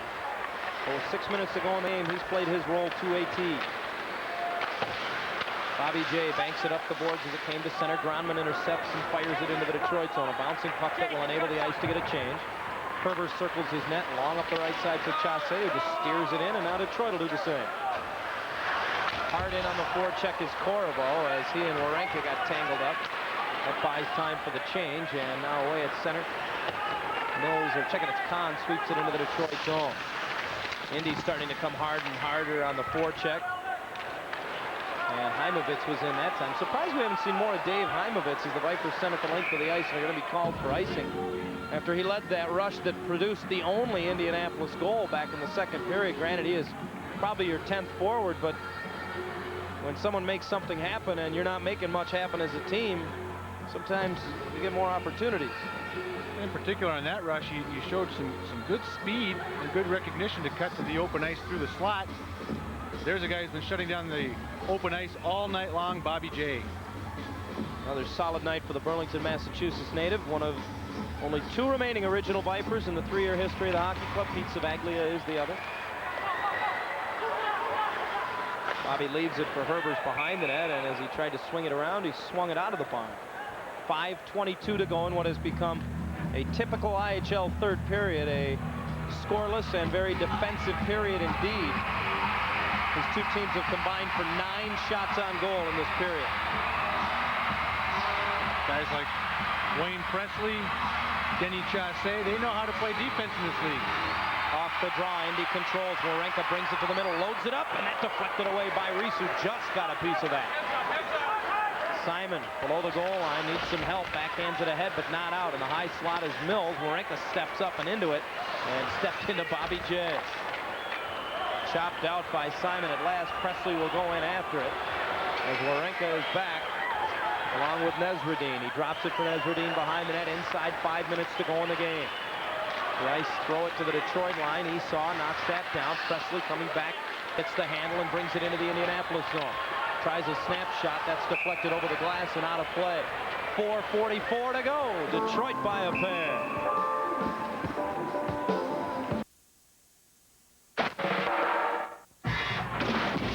Can your deodorant last as long as you can? New Speed Stick Clear glides on clean and fights odor around the clock. Now, tough 24-hour protection is totally clear. By Menon. Psoriasis, seborrheic dermatitis, dandruff. Symptom, persistent, itchy, flaky scalp. Solution, Neutrogena T-Gel. It works. Neutrogena T-Gel Shampoo. Darling, you look marvelous. Yes, I've lost weight. I am down to 8 ounces. You got more features, no? More than you can imagine. Amigo for Valentine's Day. The perfect gift for the one you love. I could go all night. No problem. I have a long life battery. Get a free dozen roses on selected Amigo plans. Back on February the 3rd, the Vipers served up their first of 2 Tip of Viper nights at the Palace Grill here at the Palace of Auburn Hills to raise funds for the Oakland County Special Olympics, and they'll do it again on March the 4th at the Old Woodward Grill in Birmingham. Come out and meet your favorite Viper players as they host, bartend, and serve you. Proceeds this time around will go to Goodwill. Tip of Viper night, March the 4th at the Old Woodward Grill in Birmingham. I'm sure if there's anybody out there from Mark Lamott's hometown of New Liskeard, Ontario, who want to make their way to the Old Woodward Grill, we can get you directions. Lamott with yet another save on Esau's blast off the draw. Trulia trying to fire it in front off the boards. That broken up. Savaglia battling for it down low. Now finds Parrott at the line. Flips it to the corner. Miller, who had Trulia tied up, gets it up the boards, and Dubinsky gets it past Parrott back into the Detroit zone. Esau with a rolling puck that he can't get out. Dubinsky plays it off the boards to the corner, fires it in front, knocked away by Esau, and a back-checking Steve Walker will carry it out of harm's way. Gets the red line and flips it in, and that's pretty much going to be, I think, the Viper strategy from here on out as long as the score stays where it is. 3-1 Detroit. Less than 4 to go in the game. The Ice have to wind it up and take some chances. Dubinsky flips along one on net, sticked away by Reese. Officially his 19th save of the hockey game. High in the zone, Snell gets the handle, winds one up. That hit a body in front, and a penalty coming up to Bobby J as he took Dubinsky down. And now they whistle it down as Indianapolis has possession, and the tripping call is made. Now, I'll give Tom Kowal credit. He has called him no matter what the circumstance, situation, or time on the clock has been. Bobby J will go off for tripping with just 3:34 to go. Bobby J turned to take his man who was going hard to the net, Dubinsky. Snell loaded it up. Bobby J ended up tripping Dubinsky, but the puck hit either Jay or Dubinsky in the back. Hit Bobby. Ouch. Yeah, he talked about Lamont being from New Liskeard, Ontario. We've talked so much about the All-Star game. One of the Western Conference starters from New Liskeard, Ontario. Lonnie Loach, the former Viper, will start at one of the wings for the Western Conference. A timeout now from Bob Ferguson. He's got to know this is going to be his last power play chance, and to get 10 in a game really takes me back a year, Darren. Last year when the obstruction, the hooking, and holding was being called and really emphasized so much early in the year, it was really no big deal to see 18 power plays between two teams. Tonight we've seen 16, I believe. And Steve Ludzik ever working the penalty kill. He really is, and both coaches seem to be taking it in stride. No real complaints to referee Kowal. But you're right, John. Last year there were so many power play opportunities. This harkens back to that. A big final from Grand Rapids where the Vipers are concerned. No matter what happens here tonight, they will still hold sole possession of the top spot in the Northeast Division and all of the IHL, because the Griffins do them a big favor. A 5-1 victory over the Orlando Solar Bears.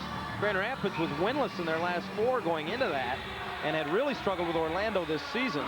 One other final tonight, Quebec keeps pace with Grand Rapids and moves ahead of Cincinnati into 3rd place in the Northeast Division with a 7-3 win over Randy Carlisle's Manitoba Moose. I believe that's Randy Carlisle's first loss since taking over from Jean Perron a week or so ago. A week ago yesterday. Or so. A week or so. Yeah.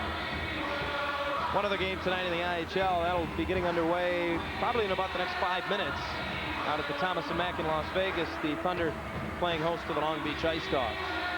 Bob Ferguson taking his time out at that particular time. Snell and Warenka play so much. That might be their strength on this team and also their weakness. Vipers forecheck so well. Those guys have to be tired. That was as much a strategy as much a rest session as it was a strategy session. Off the draw, Savaglia, who takes so many of the key face-offs, wins it, and Shaw wires it around. Lamothe doesn't play the puck behind the net, and that may be as much of a key as anything there.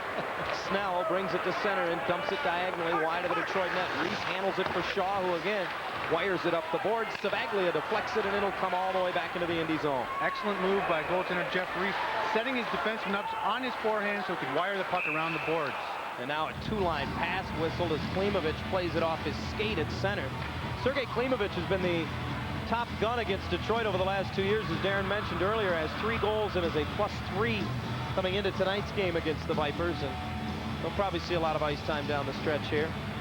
It'll be Detroit Newspapers Family Night at the Palace coming up on Friday, February 21st, when the Pistons are here to host the New Jersey Nets. The deal on the NBA side is for $65, 4 game tickets, 4 dogs, 4 drinks, 2 Piston t-shirts, and a tub of corn. The Hoops hotline is 810-377-8200 for more information. Inside 3 minutes to go in the game. A good crowd on hand tonight at the Palace. Seen all the scoring in the first 2 periods.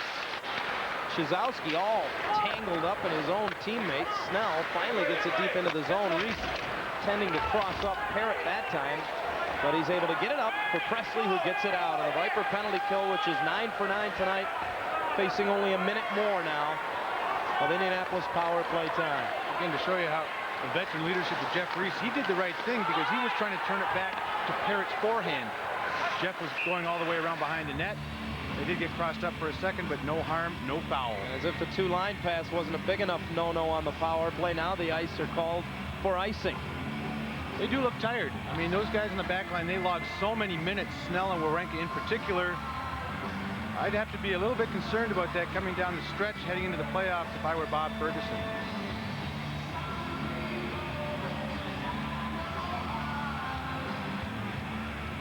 Have shut down all of the big guns up until now for Indianapolis. Kip Miller and Steve Dubinsky have been kept off the score sheet as well. 2 players riding 11 and 10 game scoring streaks respectively coming into tonight. Miller had scored at least a goal in each of his last 3 games. Still 2:22 to go. Once again, a big hello to all the viewers joining us tonight on TSN in Canada. Glad to have you along. Part of the television side tonight of the Viper Hockey Network. A reminder, you can always hear it on the radio on 1130 AM WDFN in Detroit. Tomas Gronman at center. Drags it into the Detroit zone. Esau chops it up. Drulia finds it, has it at center ice, and will just dump it the length of the sheet. No need to take any chances shorthanded. 20 seconds now remaining in the penalty to Bobby J. Drulia hooks his man off the puck. That was Chizowski in the neutral zone. Turns and fires it the length of the ice. Good work there. Individual effort again by Drulia. He's been one on somebody seemingly every shift out there tonight. Bobby J stands in the Detroit box, ready to rejoin the play as Miller gets it across the Detroit line. Parrott gets the handle on it and throws it into the crowd as Jay vacates the penalty box, and the Vipers are full strength, down to a $1:31 to go in the game now, with Detroit on top 3-1, and Indianapolis 0 for 10 on the power play. Steve Ludzik has seen his special teams do the job tonight. They get one on the power play and perfect on the penalty kill. Go ahead and say, I told you so. We talked about it in the opening. Keys to the game on special teams. That's been the difference. You look at Mark Lamothe and Jeff Reese. One will be vacating. We know it won't be Jeff Reese. We'll be watching Mark Lamothe. Lamothe has made 36 saves. But he can't get out as long as this happens. Tardif wide on left wing. His shot blocked to the right wing corner of the Indianapolis zone. Chassé just trying to keep it deep. Away come the ice. Chizowski. Lamothe sneaking out of the net. Gets it into the Detroit zone. Then he heads back to the net as Herbers picks it off and leads a 4-on-2 the other way. Chassé on right wing goes wide. Tried to get it back in front to Herbers, who broke free down the slot. And the puck knocked down by an Indy high stick. So with just 63 seconds remaining, the faceoff will stay in the ice zone. On that 4-on-2, Wawrinka was the 5th man back, just to show you how they're pressing. Some extra chirping after the whistle.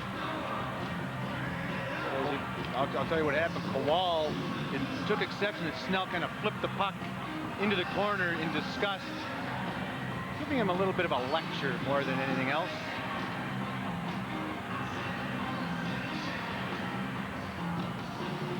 For Detroit to win this evening would be their 4th straight at home, which would equal their longest winning streak this year at the Palace. It would be their 7th straight, which would be their longest winning streak of the year.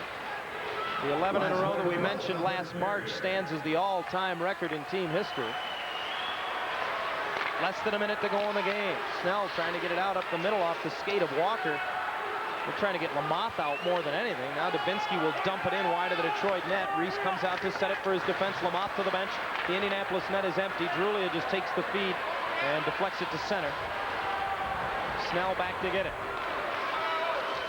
Sends it cross ice, now comes back near side to Miller, who flips it around to Dasher. Half a minute to go in the game. Loose puck to Len Esau.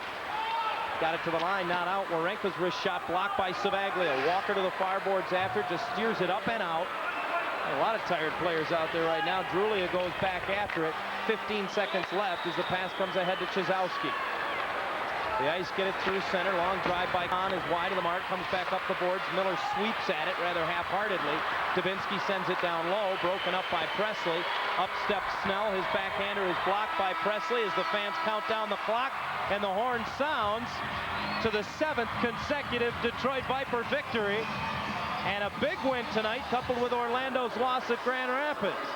Jeff Reese holds the fort, making 19 saves. And the Vipers win 3-1. They have given up just 10 goals over the course of their 7-game winning streak, and only 5, Darren, in their last 5 games. They're playing terrific team hockey. They did it in typical Viper fashion. They got contribution from everybody in the lineup. They jumped out early and held on from there. Our final score at the Palace this evening: the Detroit Vipers 3 and the Indianapolis Ice 1.